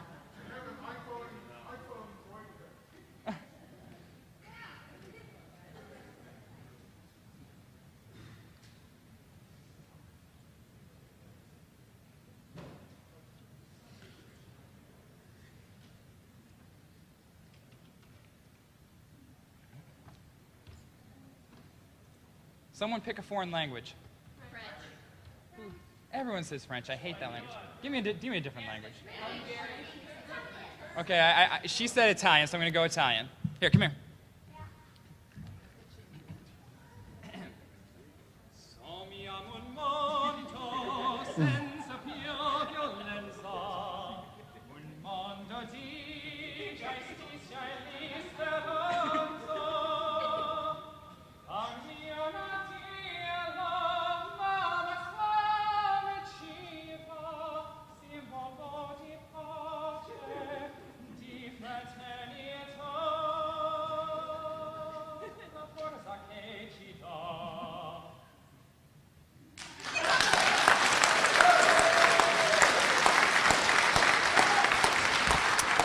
Okay. For dead time when you're away. We'll move to the question and answer format. We have 30 minutes for this. We'll begin with the affirmative side, starting now. If you want to hear more, I might have to go to the restroom again in a couple of minutes. The things I do. Excuse me, Dr. Sloan, could you give me 3 examples of a self-evident truth? Yeah, Yes. All bachelors are unmarried would be an example of a self-evident truth. Another is everything is identical to itself. A third is the law of non-contradiction, that there are no true contradictions. And I'll give a fourth, the transitivity of identity. If A is identical to B and B is identical to C, then A is identical to C. And I'll throw in a fifth just for kicks. Nothing begins to exist without a cause. No. Question for the negative. Oh, okay. I was a little bit confused at one point with respect to the fact that our esteemed philosophers on the negative side seem to be arguing opposite points about the existence of God. JT started off with the point that the universe didn't look like it was conducive for design and talked about how we know of intelligent life in a minuscule part of the universe separated by all other parts, whether rational or irrational, by great distances. Then Matt, in his discussion, appealed to Drake's equation at one point with respect to the idea that belief in God might be comparable to alien abduction, not induction, excuse me. And, of course, the notion of Drake's equation is that the universe is teeming with intelligent life. So it seemed to me that you were making opposite points. So my question is, which is the argument against theism? That there's too little intelligent life, or that there's too much? Or I just didn't quite follow that. My original point was that the universe does not look as though it is designed for life, which is what we'd expect on the God hypothesis. The example I used was if you took all the places in the universe where life can thrive and reduce them to a speck in this room, you'd never find the speck. Now, even if the universe is teeming with life, as in there's lots of life-supporting planets, that doesn't change the fact that this universe we live in is a radiation-filled vacuum that is almost universally lethal to life. You could have tons of places where life exists, and in fact, I think we do. But that doesn't change the fact that the sum of all those places is still so astronomically small that you could not possibly conclude that the universe was designed to sustain life.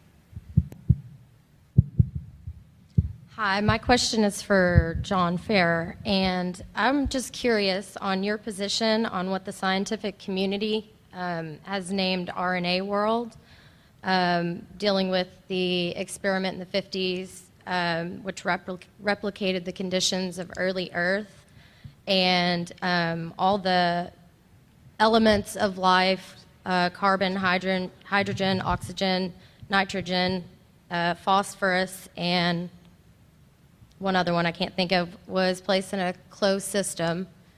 A volt of electricity was applied, and it created proteins and amino acids, which are the building blocks for nucleic acids. These nucleic acids were eventually clumped together, they're attracted to each other, and they form chains eventually of RNA. What is your position on that? Do you believe that that is true or false? Well, for one, I fully expect that intelligence designing an experiment can produce things that look like the building blocks from which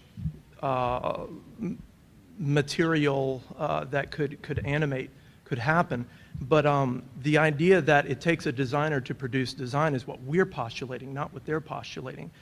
Second, the Miller-Urey experiment that you're talking about is widely, I mean, it's popular in high school and some college textbooks now, but as far as its evidential value, what they found is that the early Earth environment, to the best inferential estimates we can make scientifically and archaeologically, didn't look anything like that. He actually found chemicals that would be the most conducive and least hostile to the formation of the building blocks for proteins, basic amino acids.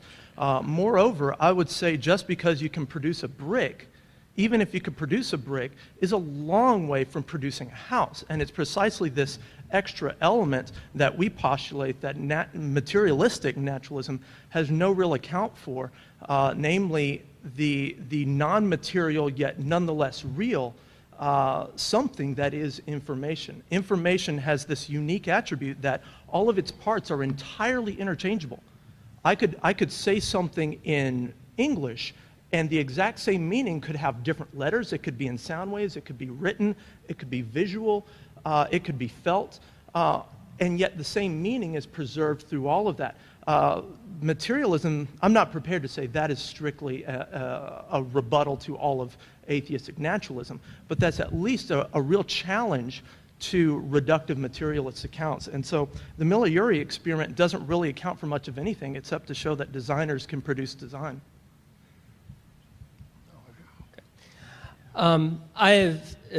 Matt brought up the issue of or the person David Hume, who I'm a big fan of as well. But one of the things that David Hume said was that reason is and ought to be the slave of the passions. In other words, that we have intuitive feelings about how we think the universe ought to work, and that reason sort of comes along behind it and bolsters it and tries to systematize it, but at the end, it's sort of our intuitions judging what is right and what is wrong, and we use reason only to buttress that, but we're never changing minds when we do that. When we use reason, we always have to use intuition.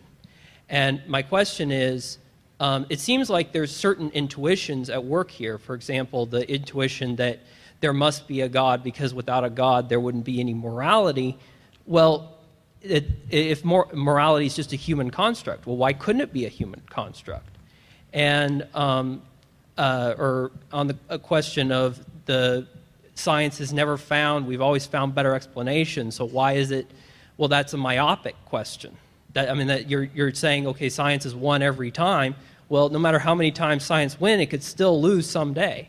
So my question is, when we have these intuitive feelings about how these appealings to our intuition about how things ought to work, isn't there an argument to be made for a more robust sort of diversity where there are people where we will find better truth when some people believe in God and some people don't? So I think that the way that I look at Hume with regard to reason and intuition is that the best use of reason is to hone our intuitions and improve them so that they serve as better guides based on the evidence that's produced. That's how I take the bulk of, or that's my interpretation of the bulk of what Hume is actually getting at. I'm not a fan of the phrasing of, being the reason being a slave to the intuitions. You're right, science could lose someday, and as soon as it does, that's when we'll be justified in believing alternate explanations. It's not like nobody is refusing to test supernatural claims. Happens all the time. As soon as somebody makes a testable claim, we're generally happy to test it. James Randi Educational Foundation's got $1 million prize for anybody who can demonstrate anything supernatural, and oddly enough, the money just keeps going unclaimed. Excuses are given, but and who doesn't think that demonstrating? I mean, if a God exists, there's two options in this particular category: is that this God interacts with reality, manifests in some way, or doesn't. If God doesn't interact or manifest in reality in some way, that's indistinguishable from a God that doesn't exist. They're logically equivalent as far as I can tell, and I have no justification for believing one. But if a God does manifest in reality, that's something that theoretically can be detected and tested. And yet we see millions and millions of people who seem to live their life with the belief that God actually does answer prayer, heal people, do all sorts of things that are ostensibly detectable and testable. And yet when tested, these claims repeatedly fail.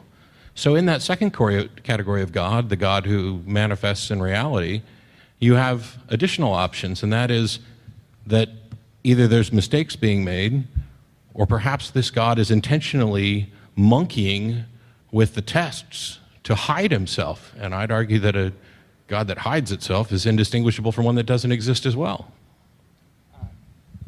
Add on to that. You cite my argument on trend in discovered knowledge. Science is won every time. And you seem to kind of be on board with that because your response was, but science could still lose someday. If you're going to base your argument on what we might one day find, you're definitionally not basing your beliefs on what we currently know. That's a bad way to go about formulating beliefs for anybody, atheist, theist alike. We can only base our beliefs on what we presently know. And if you're saying we might discover something in the future that confirms I'm right, that is a recipe for being wrong that has been used effectively since man first crawled out of the ooze. Okay, my question is mainly directed at Sloan because he was talking about the objective morality and he brought up evolutionary development in humans and how that is used as a possible explanation for objective morality. But my question is really that I'm willing to concede that within the human species, our morality is objective to us, but we don't apply that same morality to other animals. In fact, it's been shown that other animals have their own sets of morality. For instance, it's perfectly acceptable for lions to go and invade another lion's territory and kill its cubs. Like, we don't see anything particularly wrong with that, but we would if we were humans. So basically, it's objective like within our species, but when you account for all living species, and since humans are animals, it's subjective when you apply it to other species. So how can it be truly objective and be based on an objective, I forgot how you put it, groundwork, if without humans or a similar animal that evolved like us, without humans, that our particular morality that you continually reference does not exist. Is this on? Yeah. Thanks. To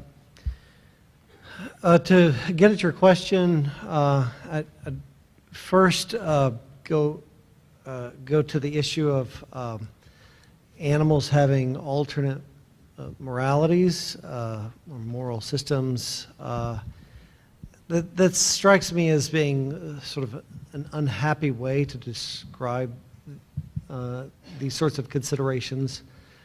A necessary condition for being a moral agent of any sort, human or non-human, is knowledge and ability to seek the good. Knowledge that there is a good and that there's an obligation to seek it. So the short answer there is I would argue that animals are non-moral and humans are moral, or can be moral, and so that there was a fundamental problem in the phrasing of the question. If we found another species, alien species, say, that could reason, use the principles of logic,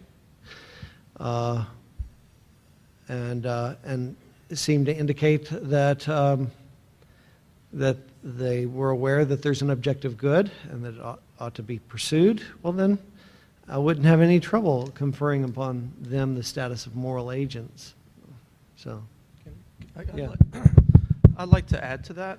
In regards to evolutionary accounts for ethics, nature is red in tooth and claw. It kills everything. So in a very brutal sense, evolution isn't going to tell us what should be. It can only tell us what is. And it's a harsh what is.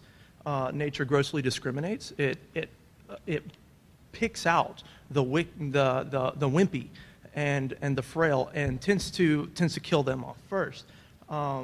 Nature is mindless, therefore any morality would be accidental, not intentional. Still hasn't addressed the naturalistic fallacy. You're going to have an ought in nature for our oughts to have a reference point and to be true. What you described calling objectivism is actually trans-subjectivism, which is really just a form of cultural relativism. Jumps illicitly from what is normal to what is normative. It explains only a few selfless behaviors and not enough to cover all human morals. Filters only for survival, not for truth, and a good lie can add more survival value than truth.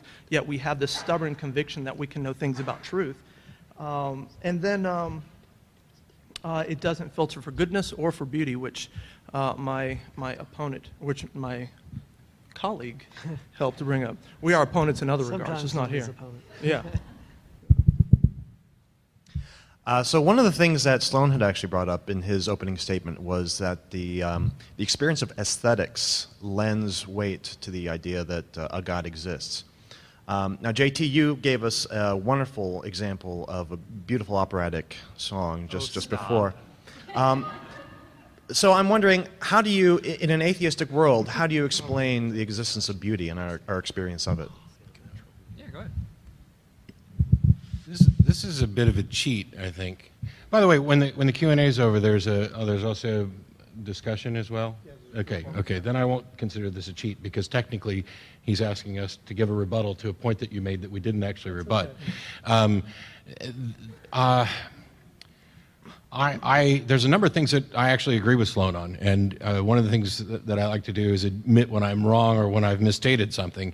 And the absolute statement that I made about not believing anything until it's demonstrated was a claim that was a statement I was making with regard to existential claims that were being discussed, not about intrinsic transcendent truths like the logical absolutes, for clarity. Beauty, though, is one area where I think I would disagree with Sloan in that I don't see the justification for claiming that it's objective. I think it's far more plausible that we are evolved to appreciate the things, this is going to seem circular, but I'm sorry, appreciate the things that we appreciate. In other words, if anybody's ever seen an ant really close up under a microscope, man, those are ugly. There are people who actually would find that beautiful. I imagine there's lots of bug people who'd find it really great. Certainly another ant, if they had the capability, and I don't know whether they have the capability of processing things like beauties, but certainly they'd find it attractive. But I don't think it's fair to say that we can conclude, even if they have that capacity, that an ant would find, for example, the painting on the Sistine Chapel beautiful, or would be able to appreciate it in any way, which to me, kind of shooes away the idea that beauty is itself objective. As far as I can tell, everything about me says that beauty is subjective, that it's a construct, it's a way of us saying, hey, this is what I like to look at. And the reason we find we have somewhat ubiquitous agreement about beauty within humans is roughly the same reason that we have somewhat ubiquitous understandings of morals. And that's because we've evolved as products of the people who appreciated the things that we appreciate. And I'll throw my own bit on that. You said you found it beautiful. I don't find opera that beautiful. It's not that appealing to me, which is really weird. But that just goes to show that it's not subjective. What is beauty? Beauty is the brain in a certain configuration that gives us this feeling of awe, or this feeling of happiness, or whatever you interpret when you think of beauty. In my case, I'm a music theorist. While beauty isn't consistent to everybody, once more, you thought opera is beautiful. I think it's not that entertaining. Styx and NSYNC. But there are certain things that tend to work for a lot of people. A lot of people find the stars beautiful. Some people find them boring, but most people find them beautiful. And it's just these inputs that put your brain into a configuration where you have increased dopamine levels, increased serotonin levels, increased norepinephrine levels, say that 3 times fast. But there are natural stimuli that can do this. In the case of music, there's a system of describing what tones go into various notes called the overtone system. And certain combinations, like major chords, tend to put people's brains into that state where they're like, oh, that's beautiful. And certain combinations, like diminished chords, make you go, ugh, to where if I were to end a song on a diminished chord, you would probably want to punch me in the face, because you're like, no, that needs to go to a major chord or something like that. But we can look at that and we can see what things tend to put people into that state. So why is it beautiful to me? Because it changes my brain in a way that makes me feel good, but might not make someone else feel good. I'm contractually obligated to say that my wife is objectively beautiful.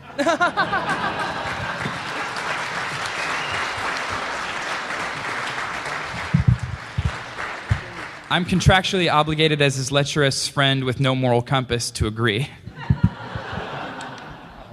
Okay. Yes, directed at John Ferrer, sorry.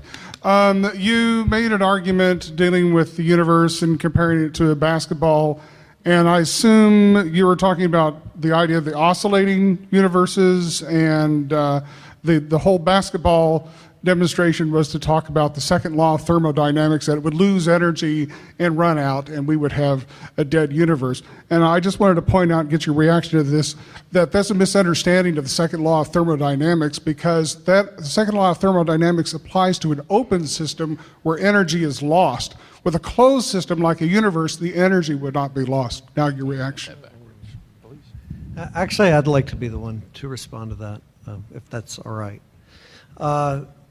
Actually, the second law of thermodynamics says, as you put it, in a closed system, the total amount of mass energy neither increases nor decreases. Right, but the question with respect to the universe is, it's an open question as to whether it's a closed system or not. And, well, look, if God exists, then it clearly is an open system. And so you're begging the question. If you want to beg the question, that's, well, okay. But if God can infuse more energy into the universe, then it's not a closed system.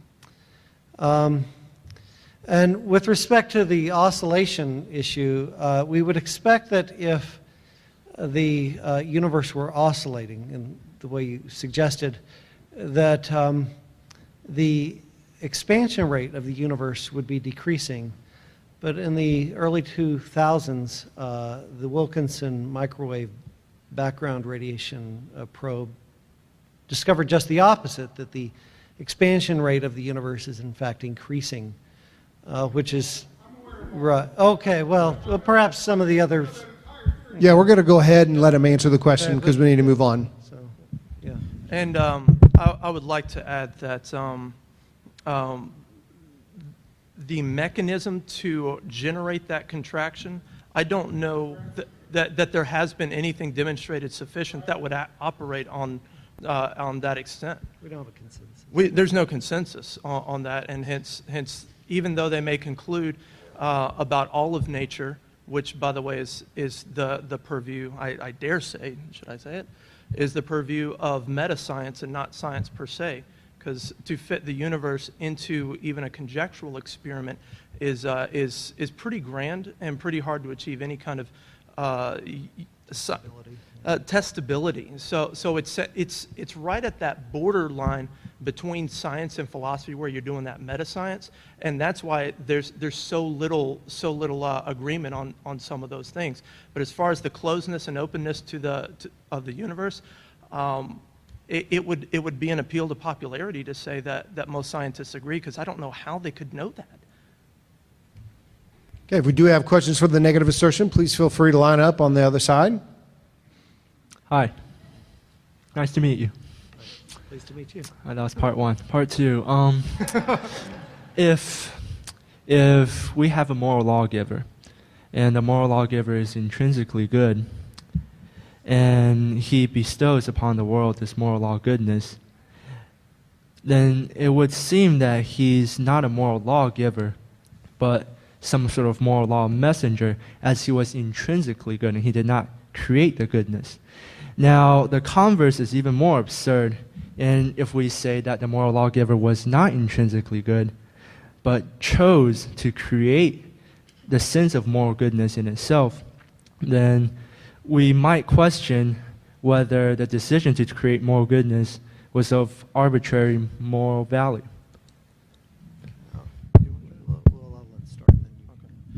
Thanks.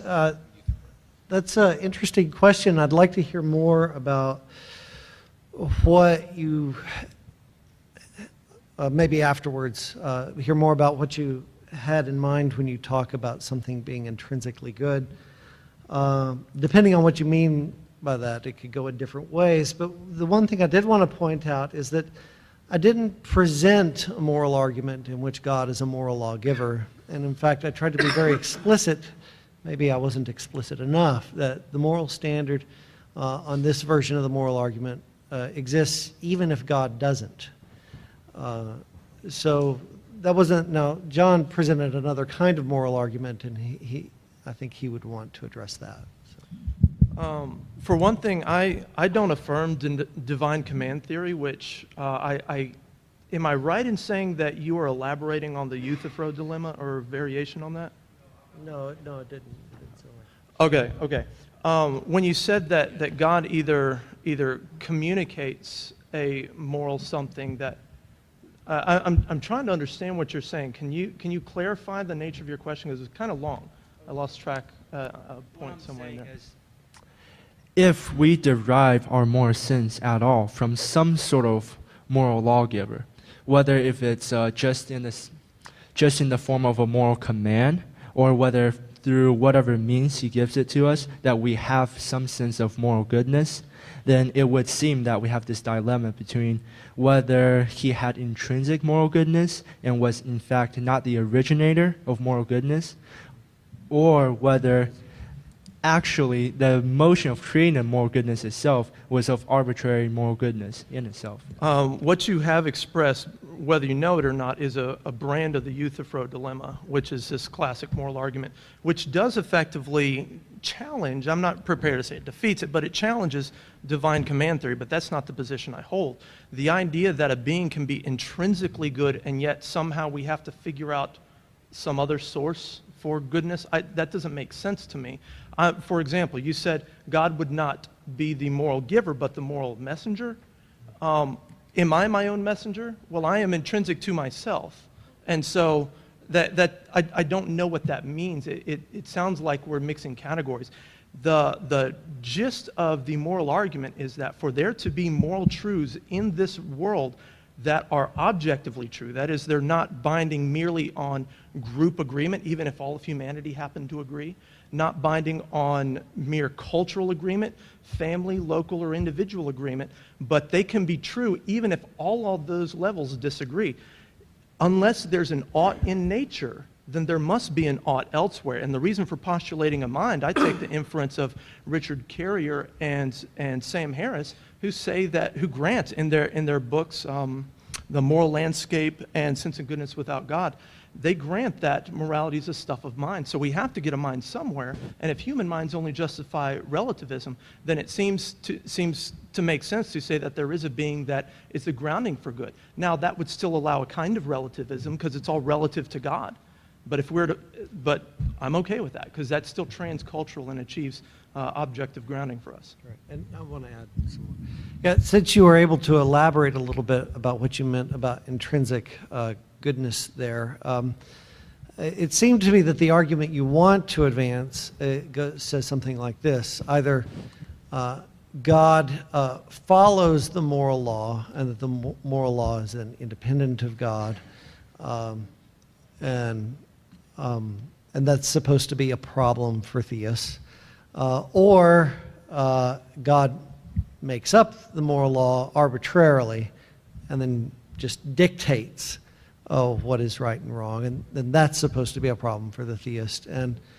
But it was this phrase of, now, some theists try to split the horns of that dilemma and say that God is by nature good, and so that the goodness of God is intrinsic to God. So the language that you actually used there was the language of somebody who would respond to the dilemma by saying, well, look, this is a way to split between the horns of that dilemma, to say that God is intrinsically good. Then there will be, then the dilemma is then not problematic.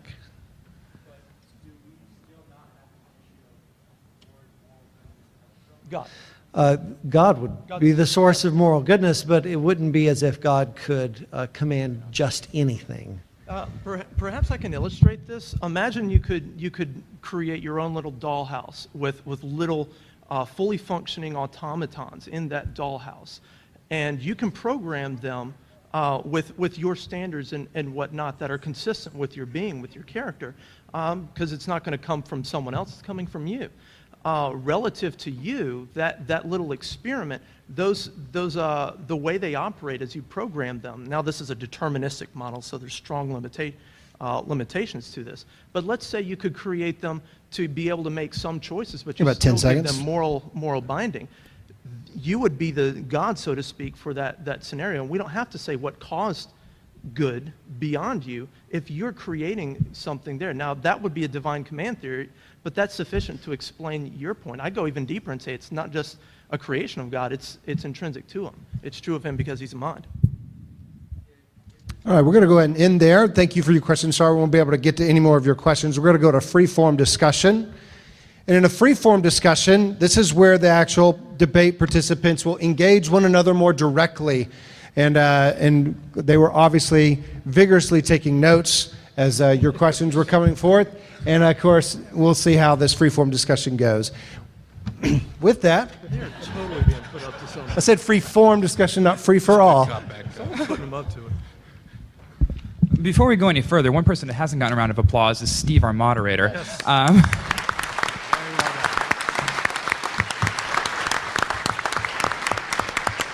I've done a lot of debates in my life, and he's one of the best moderators I've ever worked with. It's been an absolute pleasure. Thank you. And with that, I will open up to free-form. You may begin. Is there an objection, since you guys got so many questions? I wanted to... Yeah, you can lead off. Sure. When the modified version of the Euthyphro dilemma came up, obviously there's not a lot of reason to spend a lot of time on it if nobody's advocating divine command theory, although in much the same way that you're baffled at how I can have my moral positions and not devolve into moral relativism, I'm baffled at how you can how you can get around divine command theory. But the analogy that I've often used when we talk about morality and how I view it as possibly objective, because this idea that, well, you said even if everybody agreed, everybody, the entire species agreed on something. First, we know that's not going to happen. But I would agree with you that doesn't dictate what is or isn't moral. My position is that everybody could be wrong, and we may be all wrong about what is actually morally correct. We're probably not wrong about most things, but there's always the possibility that we're wrong, because these are truths that we derive about who we are and who we are with relation to the universe in which we live. And so a chess game is the example that I've used before. If you pulled up a mid-game position and showed it to a bunch of chess masters or grandmasters or whatever, you might get a variety of answers about what's the best move. And it may be the case that many of those moves are in fact the best move, because they lead to equivalent results, at least as far as we're able to see. And those that can see further, which I would argue we can see further than our ancestors, could maybe tell you which moves are better and explain why. But we can also say that the individual who decides to tip over their king has clearly made a move that is not the best move. And these are all objective standards with relation to the rules of the game of chess. They're not contingent upon any mind, other than the rules, which I would say are analogous to nature and our place in it. And so the ability to evaluate positions and come to conclusions about what is beneficial, I don't think requires anything more than a reasoning and a look at. It's not entirely consequentialism I'm advocating. I'm advocating something akin to what Sam Harris advocates in Moral Landscape, where there are a variety of different positions, but given a finite set of possible actions, there is some action or some collection of actions that represent the moral pinnacle that aren't contingent upon any individual's mind. And that includes temporally speaking. So that, like we can say that those who kept slaves in the past were wrong to keep slaves, even if everybody agreed at the time that slaves were okay, which I don't think was ever the case, because if you ask the slaves, I bet they probably weren't okay with it, most of them, some of them. You mentioned Sam Harris, and earlier I gave reasons why evolution is an insufficient grounding framework to give rise to moral oughts like we have. We have this tremendously transcendent, glorious sense of what ought to be, and yet nature is red in tooth and claw. And when we look at the progress of evolution, and when we look at the progress of human history, what we see is not overwhelming morality. Morality oftentimes is localized and utilitarian and so on. But when you mention Sam Harris also makes the claim in the Moral Landscape that minds are brains, and he postulates biological determinism, which I would like to point out that in that connection, he threatens to poison the well of atheism entire, because if minds are identical to brains or are emergent from brains or reducible to brains, what you end up with is your ability to think, to reason, to come to moral conclusions is itself a necessary consequence of a long line of mechanistic natural forces, nature and nurture. And if you are coerced by force of nature and nurture, then I've got no real reason to trust your testimony if you're bearing witness under coercion. And, I mean, that's Sam Harris's conclusion. I'm not trying to poison the well. I'm pointing out that he did by drawing that conclusion. Not to mention he falls into the same relativistic, consequentialist traps that Actually, no. Sam is vehemently in opposition to moral relativism. It's one of a hand. Well, we're in agreement in a number of areas. Sam is as opposed to moral relativism as I am, and I don't think I'm out of line for speaking for him, because it's clear in the book. But let me just hit this one point real quick, and that is this constant raising of the is-ought problem. I'll concede that it may be the case that you can't get from an is to an ought, but you can certainly get from two ises to an ought, and that's the situation that I think we have when we're talking about morality. This is the situation I'm in. This is the beneficial goal. This is what I ought to do. Yeah, the problem with that is that you've switched from means in reasoning to moral, or you've conflated means in reasoning with moral reasoning. And following Kant's terminology on this, that there's a real difference between the conditional imperative versus the categorical imperative.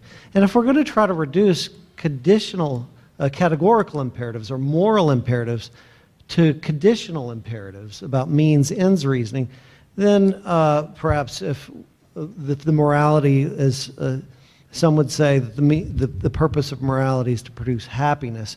Well, then this would suggest that the answer to the question or to the claim, one ought to be moral, then a Richard Carrier would want to say, well, this should be expressed as an if-then clause. Well, then, if one wants to be happy, then one ought to do things that are considered moral. But then, whether one wants to be happy or not is irrelevant to whether one ought to be moral or not. One has a categorical imperative to be moral, not just a conditional imperative to be moral. And that's my complaint about Sam Harris and Richard Carrier as well, is they just have fundamentally misunderstood the nature of morality. And I would point out, you're right, Harris denies consequentialism and then proceeds to explain and defend consequentialism, just showing that I don't think he understands Actually, what I said was that relativism. Sam Harris opposes moral relativism. I didn't talk about his position on consequentialism. Okay, he opposes relativism and then proceeds to deny any objective grounding for that to get from any combination of ises to an ought, because those reduce to description, whereas prescription is a different category. It's a category mistake. It's an oversimplification. And then, as Sloan pointed out, if you try to go from a hypothetical imperative, from a if you want this, if you want to be happy, then do this, that's consequentialism. Okay, Sam's not here to defend himself. Well, you're affirming his position, so I can. No, I can I'm direct saying it that in you. general, okay, I gave a lecture on the superiority of secular morality for about 2 years. I stopped doing it when Sam came out with his book because by and large, I'm okay with his position, but I'm not Sam and I can't really speak for Sam. What I can say is that what I recall Sam saying is not, and I know that he's in opposition to moral relativism because he directly says so. Good. But on the consequentialism issue, what he said is that he is not advocating simple consequentialism. There's no denying that what he's advocating is a sort of consequentialism. Whether or not we find it valid, I guess we can have a whole nother debate So he did on not morality like Mill at and some point. Bentham's form, but maybe nuance it with some objective. Yeah. Okay. I wanted to change the subject. Can I throw? I didn't get to do the whole moral thing. Sure. Oh, because you're immoral. Well, no, because I didn't understand half the words you guys were using. I'm the music major.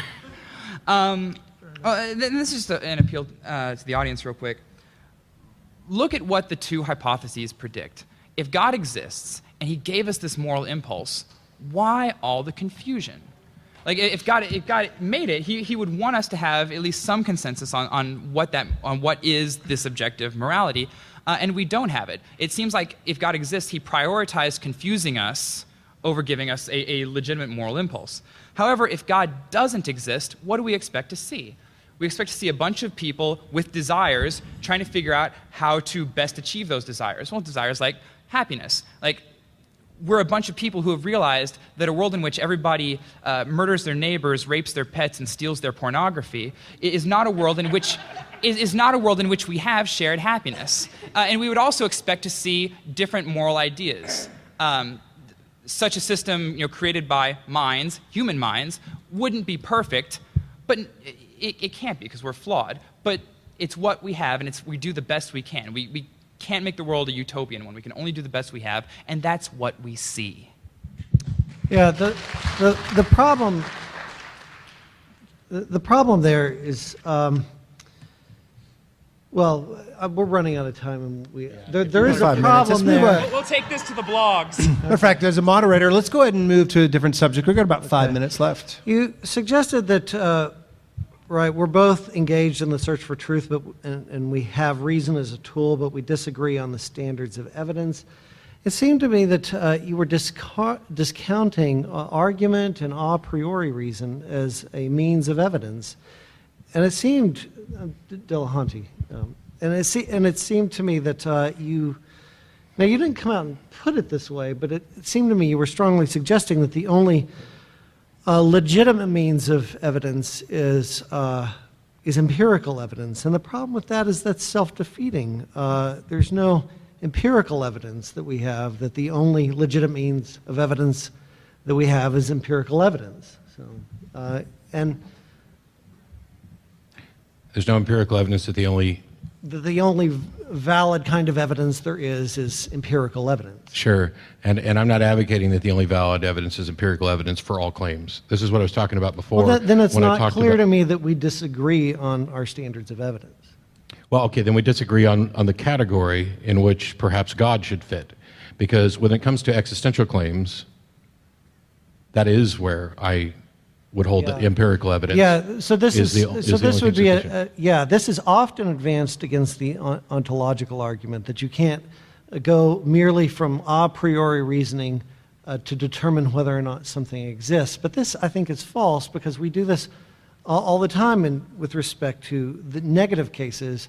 If somebody came in here and said, there's a married bachelor, a bachelor out in the hallway. Well, I know just through a priori reflection alone, Sure. there is no such thing in the hallway, and I've determined, with respect to an existential matter, what doesn't exist and what can't exist. And the ontological argument claims to be a positive case instance of this. Yeah, and see that I'd say that I have no problem at all with definitionally demonstrating that something doesn't exist by contradiction. No, but you don't define a bachelor as bachelor and married are definitionally mutually exclusive terms. Yes, that's correct. Which is how you can conclude that it doesn't exist. That's right. I object to the claim that you can define a God into existence. Yes, and I would agree with that. The first premise of the ontological argument is not that God is an existent being. You wouldn't need the rest of the argument. Correct. The first It's the premise of the second argument premise. is that God is that than which nothing greater could be conceived. Right. And the continuation of the ontological argument is that it proposes that existence is necessarily a property of greatness, or that a maximally great being, or the greatest conceivable being, a being which exists is necessarily greater than one which doesn't. And what I find in that, this is me, when I look... That's not a premise of theism, that's a premise of Platonism. Sorry, what? That's a Platonic premise. I'm talking about the specific argument, and when I look at it, what I see is an attempt to define, by the entire argument, not just premise one, define a being into existence. Maybe I am Look, incredibly... if I was trying to define... Hang on just a second, because I'm going to concede. Okay. Maybe I am just rather simplistic in my view of the ontological argument, and I'd be happy to consider more about it. But I have no problem with determining that something doesn't exist by definition when the definitions violate the three logical laws of thought. I have a very big problem with determining that something exists because our definitions of our conceptions of it are such that existence is included. If I understand Sloan correctly, and we've argued about the ontological argument significantly ourselves, all that needs to be shown for it to work is that a being that which can't be surpassed must be metaphysically coherent, not exist. It must be something that is possible. Once you grant its possibility, then the argument logically follows. But the only real point I can tell to object is you haven't used yet. I wanted to change the subject again. Sure. You have 20 seconds. Before we go on, I wanted to ask you a question. Hold on. Oh, sure. Next time we're having a debate over music theory, because I feel like a fifth wheel over here. Well, I wanted to ask you a particular question. You had mentioned... Ask me in English, please. I don't understand what you guys are saying. It was a point you brought up, and I'm just asking for clarification. Yeah, no worries. You had mentioned that Lee Molin's theory, fecund universe theory, had been modified, and I was just wanted you to suggest a resource that I could go and look at on that issue, an article, a book, a paper, whatever. Start with Wikipedia. Like, I discussed this with my astronomy teacher from back in college. We're still in touch. Mm-hmm. So whenever something like this comes up, I defer to him because I'm a music major, not an astronomer or a physicist. And I don't understand how they reach a lot of those conclusions, but I don't feel like I have to. As long as the experts understand something, I need to admit my ignorance and defer to them, especially on things like physics and biology. We don't live long enough to become experts on everything. And if I were to say, nope, I know more about physics than the physicists, I'd be a real arrogant jerk.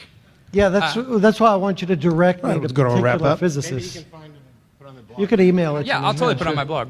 Sure, if it's short. It's really short because it relates to something John said in answer to a question where they were asking about, you assumed that they were talking about the Miller-Urey experiments and said that this demonstrates that, scientists can create something. That's not quite what the Miller-Urey experiments demonstrate, but the Miller-Urey experiments are not the sum total of investigation into abiogenesis, and I'd recommend looking at the work of John Oro and others.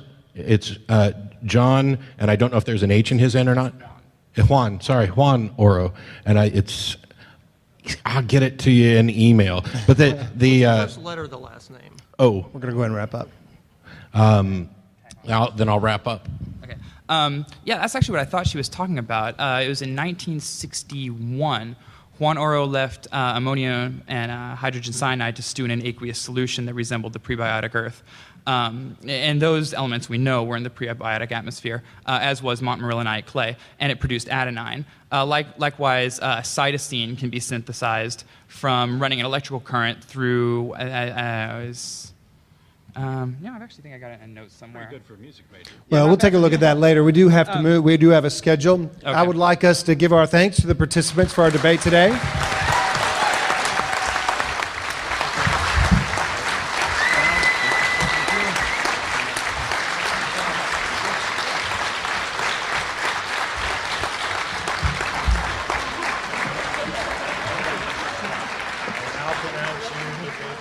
Thank you. I'll turn it over to Kevin. All right, Steve Lee, everyone.